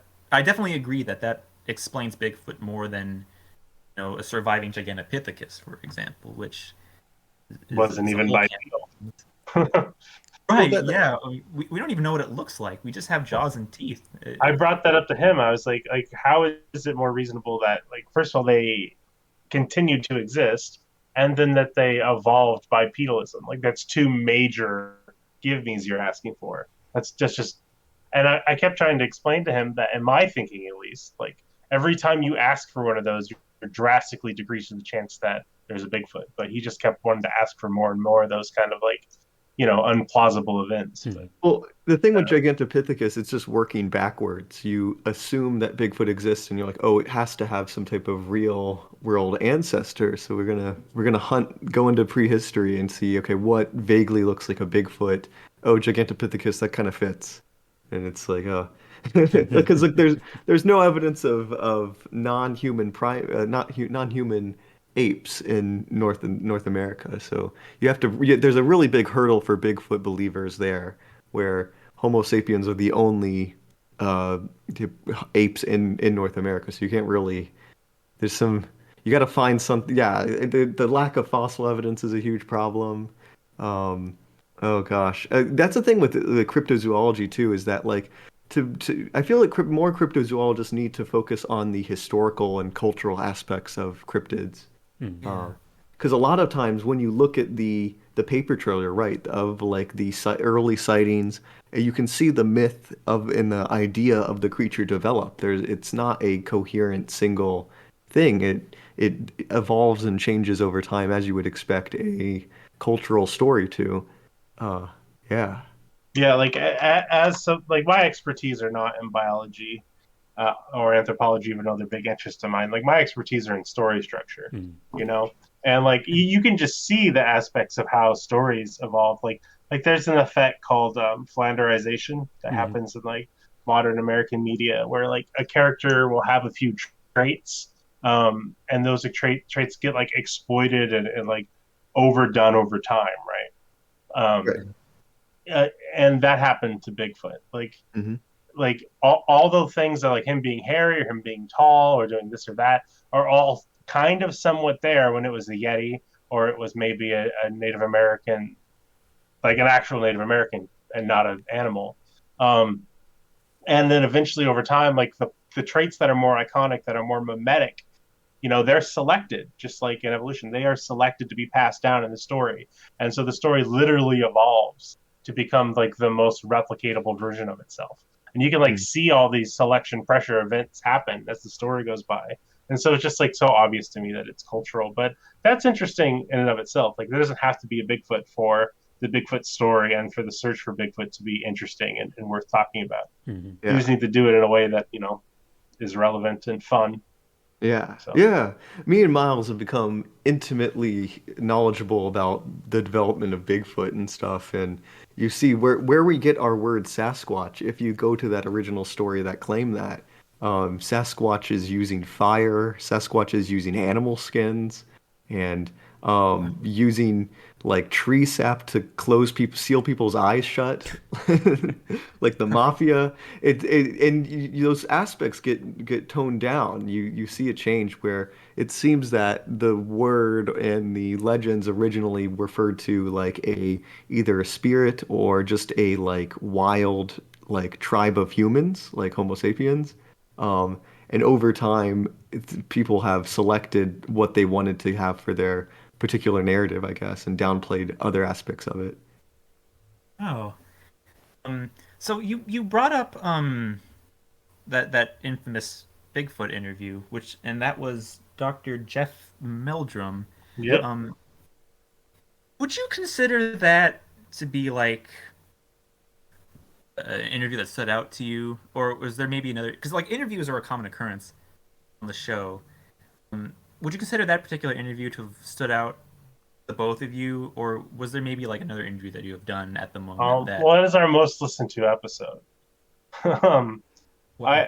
I like talking to Doug Hijack myself. Yeah, that was cool. He's the producer and creator of Monster Quest. Yeah. Because I think Doug is a really nice and honest person. I don't think he is out there to hoax things. He is interested in debunking things. I think that he doesn't have the way that he uses his priors to like come to his conclusions is not the way I would do it, and it's not the way that I think science is set up to do it. He basically accepts really low thresholds of evidence, and when he sees something that's an anomaly, his first instinct isn't that it could be caused by many different factors, most of them mundane. His instinct is there's something amazing here, and we have to get to the bottom of it. And I think those are unscientific instincts, but I think that he does care about finding the truth. I just don't know if he knows how to get to it the way that I would. But I think he's an honest and nice person, and I message him quite often to ask him what he thinks about certain episodes. So that's kind of fun. Those That's are always great. great. Yeah, he was Learning cool. It was about- cool to get to know the minds behind Monster Quest. It was very interesting. Kind of fun to like. Yeah, it must be like almost like end of a journey to like be able to do that. Like you grow up with a certain show and you can actually talk to the creator of the show and like He's like the final boss of crypto. Well, and it was cool. He like respected us. He was like, "You guys are like, I like what you're doing." Like that was awesome to hear that from someone. Yeah, he called us smart, Trey. So. Yeah, he did. I was like, "Wow, that's awesome." great kudos. Are there any kind of like dream interviews that you would love to do for the show? So I don't know how Trey feels about this exactly. I only want to have people on the show that I think are sincere. hmm You know, like I don't mind talking to people that are believers in something that I don't think fits into the standard model of science, or who aren't materialists. But I would want them to be serious, like I probably wouldn't want to talk to any ghost hunters because I hate ghosts. Yeah. I guess I would interview the Baggins guy because he is famous enough that me destroying him might get some press and get ghost people to listen to reason for once. So I wouldn't mind humiliating him. We're not getting Zach Baggins. If Red Letter Media can't get Zach Baggins, we can't get Zach Baggins. Dude, he should go on Red Letter Media. That'd be great. Mike and him meeting. That'd be awesome. Yeah. Yeah, no, I feel the same way, Miles, where like debating someone who's like a grifter or just is not sincere, they're not really they don't really believe their positions that they're claiming. It's just not it's not worth anybody's time. 'Cause No. there's no reasoning with that type of person or having an honest discussion really. So there's this thing that happens on a lot of podcasts that are popular. I'll just say the name. Like Joe Rogan is one of them, where he basically like I saw this meme right where someone's like 9 out of 10 scientists suggest flossing your teeth, and Joe Rogan's the guy that finds the other scientists and interviews him, right? And Oh yeah. yeah, people criticize that as being stupid, but I see the appeal of that. Like, why does that one scientist not agree with flossing? Why? Like, that is legitimately an interesting topic. I don't think that that's wrong to be interested in that. I think the problem is you get people who aren't experts in the topic then interviewing that guy, and so Right. he sounds like the hidden knowledge, secret, cool scientist guy, even though his ideas might be completely wrong or harmful, um, which can be the case with certain guests that have been on Joe Rogan. So like I feel fine interviewing certain people and paranormal activity stuff because like I feel like I'm a pretty well versed skeptic and I kind of know their tricks. But like I wouldn't want somebody on the show where I didn't feel like I could defend or allow them to say stuff that's dangerous. Because certain shows have had like like Holocaust deniers on their shows and they couldn't defend themselves, or they let people say like a bunch of dog whistly stuff like they misrepresent what the bombing of Dresden was, which is a common like Nazi talking point. And you get all these kind of dog whistly stuff on shows because certain hosts aren't ready to defend themselves. And I would Mhm. not want to put myself or Trey in a position to allow that to happen on our show. So Yeah, I agree. And I'm not super great at like debating people without like I'm really good at scripted stuff for the most part. you So get I a feel little like nervous, but you're good, buddy. You're oh, I smart. got so nervous for Jeff. I was like Yeah. terrified. But yeah, so like I feel like I'm not the best for that type of scenario. Like I'm not a good debater just in general. Like when I had to do Socratic seminars and stuff, like I would know my points are valid and have confidence in them, but like getting up there and talking to someone directly and answering their questions without like convening and having like a formulated response, it's hard, and it takes a special person, I think. I think Miles is great at that. Miles is fantastic, but that's I'm just a me. little more aggressive than Trey, so Yeah, yeah, I'm like really passive. I won't call out BS a lot of times. I won't call it out to someone's face. I'll notice it, and I'll be like, oh, I don't wanna make them upset, so I just won't say it. Yeah, I'm too I polite, I respect that. think. But if there are serious contrarians on topics that we cover, like I would be interested in talking to them. Yeah, yeah. Um, but like I said, I don't know. Like, is like Graham Hancock serious? I don't know. I'm uncertain because Hmm. people debunk things that he says, and it doesn't seem to change his mind. You know, so Grant I don't know. Hancock, he's the, what is he? Oh, he's this He guy. I is just looked him the up. most popular writer of the ancient past in the world, probably. Oh, But he is basically he believes that there was a high point of cultural and technology in humanity that was lost, and he brings up like Göbekli Tepe a lot as an example of this, like the Younger Dryas hypothesis and stuff like that. He's a very frequent guest on the Joe Rogan show. mm, His ideas are cool. Like it'd be cool if that stuff was true, but he is not an anthropologist or an archaeologist or an expert in any of these topics. He is just a guy that basically wrote a really cool fantasy world and then pretends like it's real. oh, is he different than the guy that said ancient China discovered the New World and stuff like that? That's a different fellow That's a who has different another guy. very Okay. successful book. Yeah, Mm. Yes. I My see that my all the time. genetics professor was a fan of his work, which was kind of shocking to me. I'm like, "You're a genetics professor," and I'm like, "Oh, I guess he's not really big into history and archaeology, so he doesn't know that sort of field as much." Yeah, he's experts just in some areas, I guess. yeah. Well, you got to have a lot of humility. Like, Hmm. I listen to the podcast on right now. I listen to some of their YouTube stuff, and like they know so much more about mosasaurs than I'll ever know.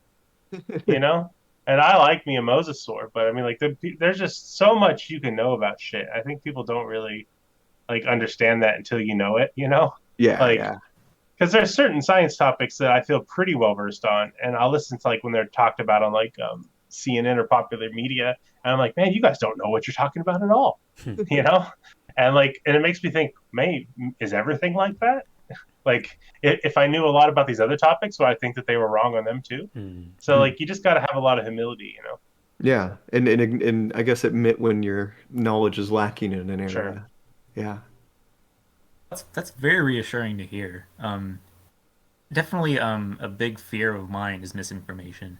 Mhm. So like with our show that we do, you know, we always make it a point to like cite everything that we say, and put links in the description for people to check out for themselves. And I'm always just writing copious notes before I even begin to like talk about a certain subject, because I want to make sure I get all those details right, because there's always a worry that I'm going to say something and like maybe it's a mistake or a flup, or I misread something, and then like somebody watching might have like a particular, like, they might grab onto that thing in particular and just like tell all their friends, and then they tell all their friends, and it's like, oh shit, I just started something. Right, right. I mean, I've been on the others. I've been on that. I've done that. Like my Dimetrodon video where I just I misread this paper and it just explodes from there. It can happen, and you have to admit when you're wrong and you made a mistake. And it's hard sometimes to put the genie back in the bottle, though. Your Right. T-Rex feather videos have a lot of comments on them. Oh yeah. Well, and that's the thing was like the feather debate or whatever you want to call it. It like changes with literally every new discovery Yeah. or paper that's released. So it's hard to be up to date all the time. So I've said some wrong stuff. I've gotten better, and it stinks when like people hold it over you though. When like you're like, no, I did that. I did that a long time ago. Like that wasn't me. I've worked on that, and they just still have that image of you. Can Trey the Right. Explainer be trusted? Yeah. It's the thing. I mean, It's very much an open question to me. So I mean, I really appreciate your video about like where you went over the things where you got wrong in previous ones and just cleared that up. Because, yeah, I mean, like you said, it is important to like acknowledge those things and fix your past mistakes. We've had to do that occasionally on our own show too. So it's all good, and I think that's very important. Yeah, thank you, thank you. Yeah, no, it's always great, and that's what I think a lot of good people thing need to about learn. writing. Oh yeah, you go first. No, you're good. Finish Trey. Oh no, I was just saying that like whenever I talk to like family members and they hear stuff about I don't know, like COVID, like the development of how we learned more about COVID-19, and they're like, these scientists were wrong, like therefore they shouldn't be trusted. It's Oh like yeah. that's how science works, Right. is like you develop with new information and it's okay to be wrong. Hmm. There's a difference between like knowingly spreading misinformation versus accidentally misinterpreting something Yeah. or having incomplete information. It's something that I think a lot of people need to learn. So I'm definitely curious about this aspect of the Plastic Plesiosaur podcast. So, as you've mentioned multiple times, a common thing that you do is review an episode of Monster Quest, and you're kind of going in a chronological order of the series. Um, at some point, of course, that journey will end, and you'll get to the final episode. Oh, Um, do you have any plans for what might be next? There is a mystery quest. there's a Um, mystery quest. Whoa, what's yeah, that, which is Miles? the same setup as Monster Quest, but they like look at Stonehenge Yeah. and shit like that. So we have a season of that we could do. We could also do like in search of or something like that. Well, In I Search of's guess there's already been already, done. yeah, they're Yeah. already doing it. We could do like do like the Walking with series if you would ever want that, Miles. Yeah, we could switch to a different series. Yeah, Monster Quest is really fun, and also there may be more Monster Quest eventually.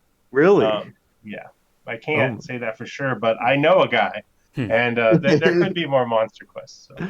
oh, that'd be awesome. We Also, Trey and I have been invited to go to the Bigfoot cabin, Oh. so we maybe, have.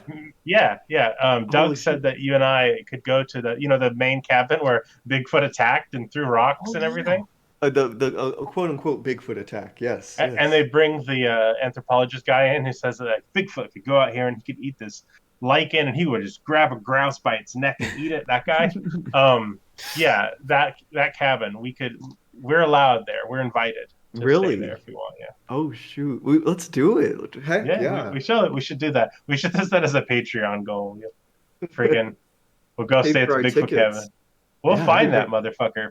I don't know if I can That cuss would on be this great. podcast. But We record a podcast in the cabin. yeah, that's right, dude.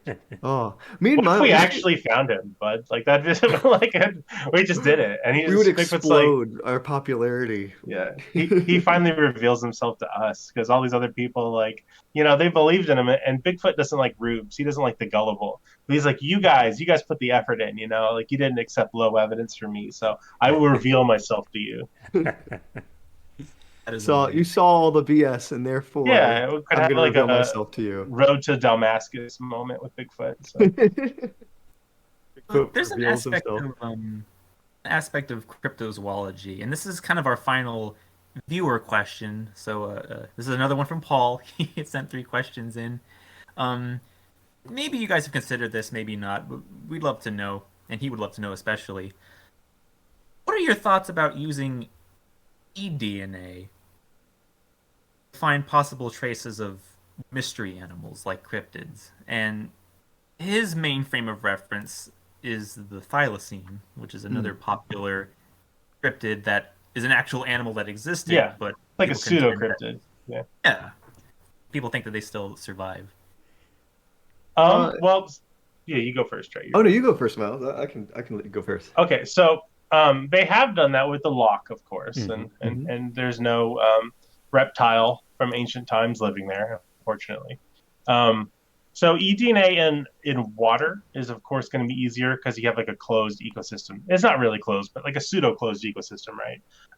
It's harder to do this in like a large forest, like to find a predator. Like for example, real animals that exist like pumas, there are stories of like black mountain lions in North America in certain positions Mm. where this is a possible thing because there are mountain lions.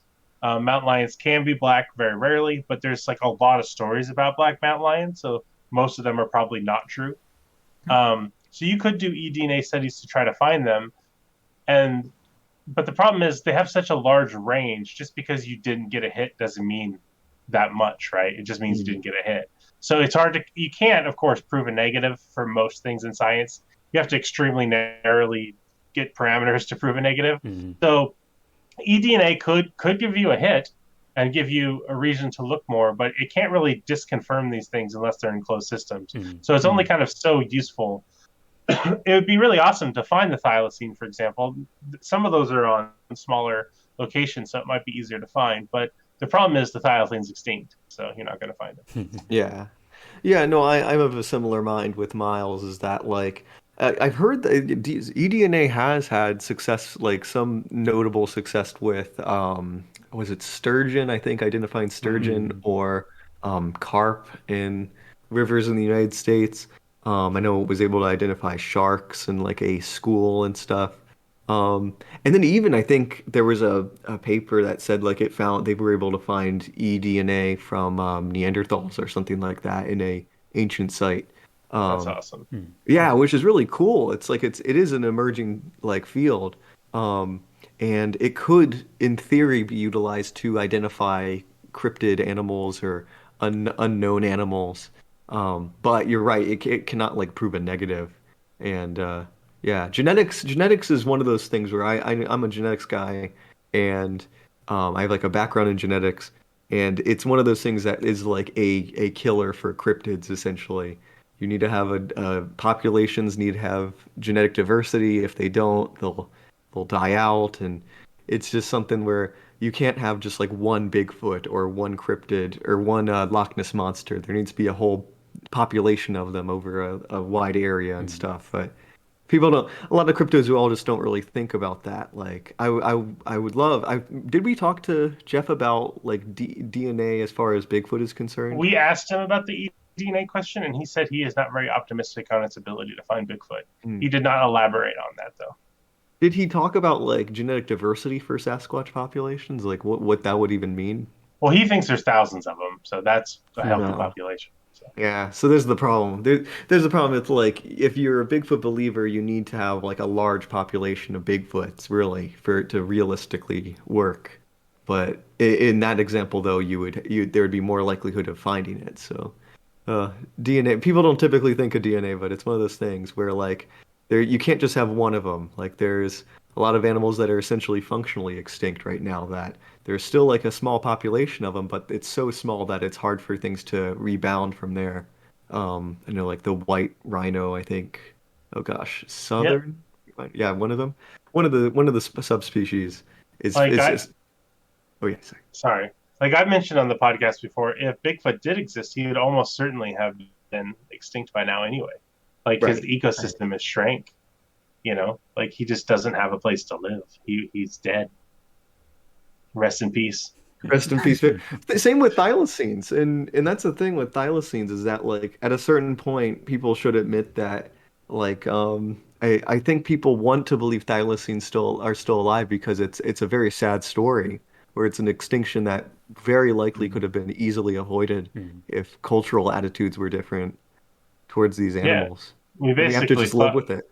we fucked up, and we just don't want to admit it.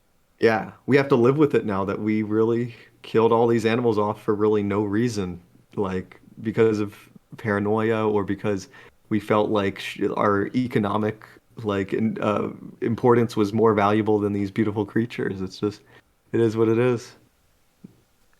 So yeah, like I Oh, said, I want to save the beautiful animals. I'm Me very too. curious. Yeah. And Trey, you made a video about this. It's one of my favorites, incidentally. 'Cause I didn't know about this until I checked this out. You had talked about William Beebe? Oh yeah, BB's wonderful, what are they called? Bathysphere fish, Mm. the untouchable fish. There you go. Yeah. I think that's. I think I would probably pick that as like my favorite cryptid I like those because too. I feel like while I think some of the explanations are really sound for like what some of these fish could be, like easily like they're misidentified squids or like shoals of hatchet fish or something like that. I am more than open to like just saying that okay, we just missed these guys because they had died out, or we just haven't taken the time. Because like, has anybody ever gone back to that region to like I'm snoop sure. around? I'm sure people have returned to that region, and it's probably been more thoroughly examined than his initial one. Because I think he just went. What was his book? His book was called A Mile Down or something like that from the 30s, I think. And BB was a good naturalist. He had a reputation. Mhm. And so like I don't think he's like a grifter or something like that who made up the story. Um, because in other examples, he did positively identify species that were reconfirmed by science later. Um, but you're right. I don't know. It's hard. Like the ocean's so large and there's so many opportunities. Like there's way more opportunities for things to hide as opposed to Sasquatch or Loch Ness Monster. So I'd be open to the idea of that fish that he saw, the untouchable fish, especially the big ones, just being sort of. I don't know if they would be that big. His description of those fish was pretty large, so it'd be kind of Right, hard for those to hide. But I like could see six him foot, like right? 6 foot. They were like human sized. Hmm. But I could see like him overestimating because it's hard to estimate size, especially when you don't have good landmarks nearby. Yeah. Um, and then in that amount of time, there has been a lot of fish extinction. So it's possible. I feel like we'd see it in bycatch too, though. Right. There's so much bycatch happening with fish nets that you would expect to see some of these species turn up. But I'm open to it. I'm open. I'm hopeful that there's definitely really cool stuff out there. Mhm. Um, I like watching the Nautilus live stream. If you ever see Oh that? yeah. Yeah. Oh, those are great. And they had one where they were doing a live stream with like an ROV and a sperm whale, like juvenile, just like showed up out of nowhere and it was like this magical experience. It's Oh awesome. yeah. Um, yeah, I suggest anybody who hasn't seen that watch that video. It's like the coolest thing. It's like they have like a highlight on their YouTube channel, and it's like awe. People are filled with awe and wonder at just Mhm. seeing just like the scale and beauty of creatures in the ocean. Yeah, if there's any cryptids out there, I'm betting on the ocean, which me and Miles, we know that the one cryptid that Monster Quest was able to confirm came from the Don't ocean. say But it. Don't say sorry, what it sorry. is, though. I'm not saying what it is. You have to go Listen watch to the our video. podcast. Um, well, there was that one, Trey. You did a video about it, the little blobby looking thing. Oh, the globsters. Yes, No, no, no, yes. no, no, Oh wait. no, no. Not that one. So Okay. it looks like, I don't know, how do you describe this thing? It Hmm. looks like a plasticky little thing floating in the water. Oh, Penry's Gwyneth Penry, something like that Yeah, is that's like a real cryptid. yeah, yeah, I thought it's a real cryptid. People have come back and I might revisit it. Like I've been meaning to revisit it. Some Hmm. people have found that the Penry's glob or blob or whatever it's called. I think it was found on this like obscure forums back in the early 2000s Hmm. where this marine biologist posted a picture asking like what is this, and it looks pretty realistic. It literally looks like a real animal, and it's like this, I don't know, like football size blob, the gelatinous looking thing that's like pink and purple. And it looks like a very plausible cryptid. It's small and all that. People have come back to me and said and I said like that looks like a plausible cryptid animal that's out there. People have come back and said that that is a blanket octopus. Oh, right. Um, Yeah. that has been sort of disfigured maybe, and it lost its large tentacles. Um, or blanket octopus. They told me the octopus species. I'll have to hunt it down. Maybe I'll tweet about it saying that like I was wrong. This is an actual creature. Um, where there's distinctive markings on the back that matches pictures of this octopus. Um, so yeah, technically it is a real cryptid, I guess. It was an unidentified animal that was later identified. So Yeah, that yeah. one is cool though, because you look at that, you're like, I legitimately don't know what the fuck that thing is. Right, right. I don't know what that is. I'm not a marine biologist expert. And then the experts came in there and said, "Yeah, this is a thing." But it's cool. It's a very creepy looking creature. Um, Gwyneth Penry's blob, I think, is the name of it. After the woman, I think she was a marine biologist who took a picture of it. Yeah, it was on like this forums. That's the thing. It was on this forums, and a lot of the links on the forums didn't work anymore, and they took you Right. to some sketchy sites. I'm not going to talk about it. Yeah, yeah, no, I agree. There's definitely species yet to be seen out there, and that's my goal. I never want people to be disillusioned to stop looking for cryptids and Hmm. looking into them.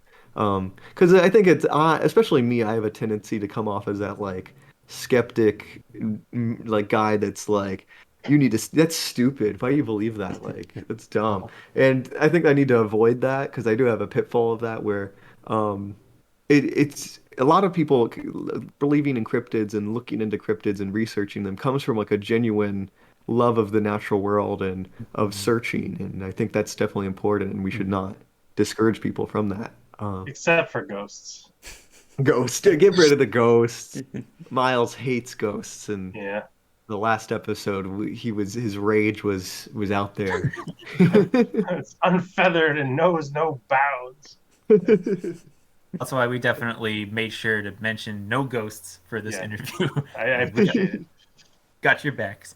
Um, no, like that's really great to hear. And yeah, like and I still kick myself about this because there was a wonderful Twitter thread by an astronomer who has to deal with creationists and folks on a regular basis, and she had like one of those like portable planetariums, like she can like inflate it and like show all the stars and stuff, and it's like really cool. So she would tour around, and she would always at least like come across like one person who had very interesting ideas, to put it politely, about space and time. And she had like this whole method of how she dealt with it. And yeah, like she came to the same conclusion, like it's all just a genuine interest in the universe. It's just a little bit misguided here and there, and there can be a tendency to look in weird places for answers when we have very good science that's already been taking care of it. Yeah. Um, Yeah, that's like when I like look at the Creation Museum or something like that. It seems like they have like a genuine interest in some aspects of paleontology. Like the artists behind them, they're fantastic. They oh make some yeah. really great models. But you're like, "Oh, you're just a little bit you're a little misguided. Like, Right. come Right. on, just you want them on your side, but it's hard."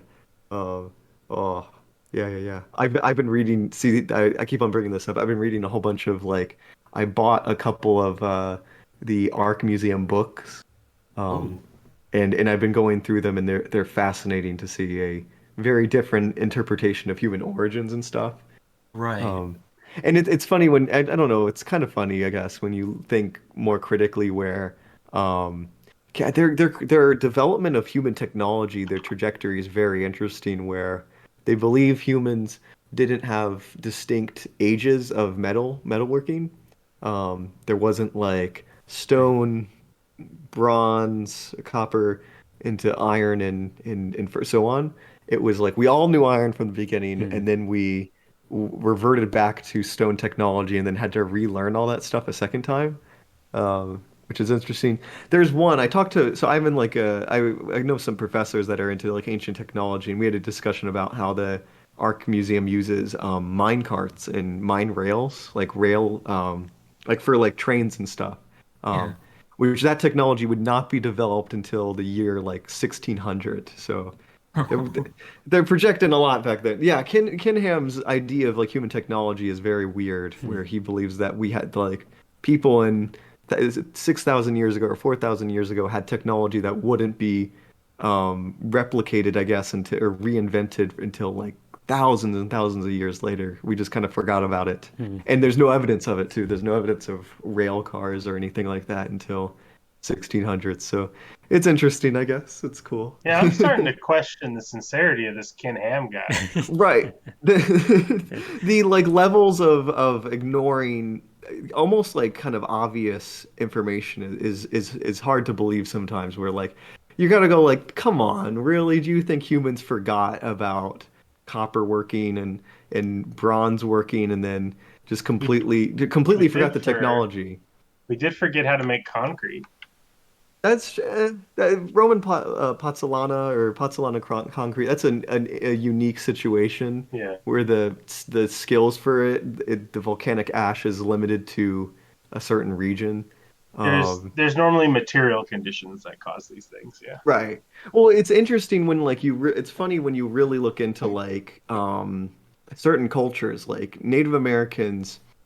According to Kinham, they would have the ancestors of Native Americans would originally have iron working and bronze working and all that, and then they would then they would forget all about that, travel to America with stone tools and use stone tools, and then redevelop copper working, but never, but like only go to copper working, never go to like I guess they did. There's some evidence that they might have gone to bronze working as well, but it's Yeah. it's a very sort of odd perception of how humans develop and use technology. It's kind of weird. I don't know. You can go through you can use a fine comb to comb through his claims, and it becomes cumulatively it becomes ridiculous. But Hmm. I guess the people that believe in him don't really think about that kind of stuff. I think the fact that you have to take a fine tooth comb to begin with, I mean, I am just floored at how this organization has basically gone from a simple creation story and have just blown up the whole thing to this giant AU of like hyper evolution and technological change and giants and dinosaurs and it's insane that we You're right, got to where this point. it is like an expanded universe. You're right, where it's like it's almost like a Marvel movie franchise Hmm. where there's so much going on. Like and there's so much you have to cover. You have to go like, okay, the Egyptians, their population had to explode after Noah's Ark, but then they had to slow down at a certain period. It's hard to keep track of the timeline. It's very, very difficult. Yeah, Right. that's what happens when you keep lying. The lie gets more complicated. Hmm. And people have, and it's funny because when you go back, there's always been Christians who have questioned the creation model. One of the earliest descriptions of the dodo bird, the English historian or whoever it was, I'll have to look back at their name, literally wonders like ask ponders a question like how did this flightless bird get to this island if they were on the Ark or Noah's Ark? And there's people that were questioning it from the very beginning, but I guess Kinham is and is like have kind of rejected those early Christian thinkers, and I don't know, yeah. I think he's Leonardo da Vinci also disputed the flood. He was examined shellfish fossils and initially people believed that this was evidence of the flood, but he noted that there were generations upon generations of these shellfish in these mountainous regions that it couldn't have been like a quick event. It must have been many, many years, like centuries worth of flood. So interesting. Yeah, I remember I was reading about like the history of North American archaeology and like how like Native Americans kind of helps kind of crumble the legitimacy of the creation story a little bit because you had people coming to America, Europeans, and they were like, "Oh wow, how do these people get here? Well, they must be descendants of Adam and Eve." There we go. It's like, okay, but like we've been exploring these two continents for a while now, and there's just so much linguistic and diversity and cultural diversity. Like it doesn't make sense for the amount of time that has been given for the creation get to that point. So Right. something is off here. Um, that's just fascinating to me. Yeah, no, it's really interesting. I know that I've read those early European authors that disputed that, and I remember they got flack for saying stuff like that to the church. One of the guys his name was Old Worm or something like that. It was literally like Old Worm, and he had like a special museum for curiosities and all that. Yeah, because at a certain time in history, people were critically thinking about the model and how it really didn't make much sense. Um, like if you look at Greek or ancient Egyptian histories, their timeline of humans existing goes back for 9,000 years or like 10,000 years. I know the Babylonians had like a history that stretched back like hundreds of thousands of years. Um, yeah, and in all those cultures having different ideas of how old humans are and how old the Earth is. In comparing that to the Bible, it shows that like the Bible really promotes is an exception in how it promotes a very young Earth, very like extremely young. Yeah. To think about in Hinduism, the universe is like billions upon billions of years. So it'd be fun to think Right. about like alternatively like Hindu creationists if that was like the popular thing in the world, and they're like, Your Earth is Yeah. too young." We have to argue that, yeah, yeah, that the Earth is too young. That's a funny idea. I like that. Thank you, thank you. Um, oh gosh, well, I think we're towards the end of our interview. 'Cause we know you both are busy and you have things you got to do. So before we wrap up, where can we, for those of you who are tuning in who aren't familiar with you guys or your work, where can we find you? So you can find me on YouTube. I got Trey the Explainer. Just type it in and you can find me. Um, I'm on Twitter. I'm Trey underscore explainer, I think. Explainer. Trey underscore explainer. Um, and let me check actually. It might be explains. Trey explains. Let's see. No, no, it is right. Trey underscore explainer. Um, and I've been trying to diversify, get more stuff. I'm in the process of making a Patreon too, but we'll see. A link will be posted for that. And then me and Miles, we got the Plastic Plesiosaur podcast. You can find links for it on a whole bunch of sites, right? On Spotify and SoundCloud and all Yeah, that. it's on most podcast things, but if you Google it, you'll find it. It's hosted by Buzzsprout, but we also have the YouTube page that we have now, which only has the first episode up right now, but I'm working on the second one, and that's just Plastic Plesiosaur Podcast on YouTube. And Nice. you can find me at Gold Rush Comic, or my website is afterthegoldrush.space, and you can buy my comics or check out my stupid rants on Twitter. Well, we will definitely make sure to put links to all of those in the description to help spread the word. My goodness, we cannot thank you both enough Mhm. for coming on and talking with us for a little bit. It's been an absolute blast. I hope we can keep in touch. Yeah, yeah, me too. Thank you so much. It's been an honor. Yeah, it's been great talking with you folks. Oh, thank you so much. Albert, you want to take us out? Yeah, well, I suppose I can do that. So yeah, hope everybody enjoyed that interview. And if you want to, listen to more of our work here on Through Time and Clades, well, you are probably on YouTube listening to this right now. So we have a channel, Through Time and Clades, which you can subscribe to if you like. You can also follow us on Twitter at Time and Clades. And we post updates, new releases of episodes, and other announcements like that on there. And lastly, we also have a Patreon at Through Time and Clades, where if you are willing to help support us, we would appreciate that very much. And so I believe we currently have 4 patrons who are scheduled for shout-outs in every episode, so we should list them off here. First of all is Joan's sister Julie, our friends Denver and Ilari, and also our patron Paul.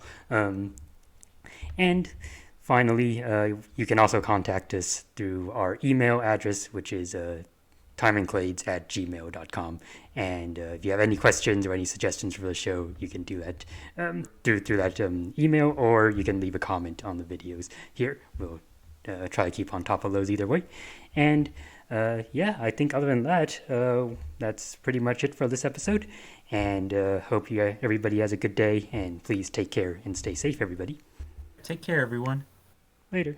Bye-bye.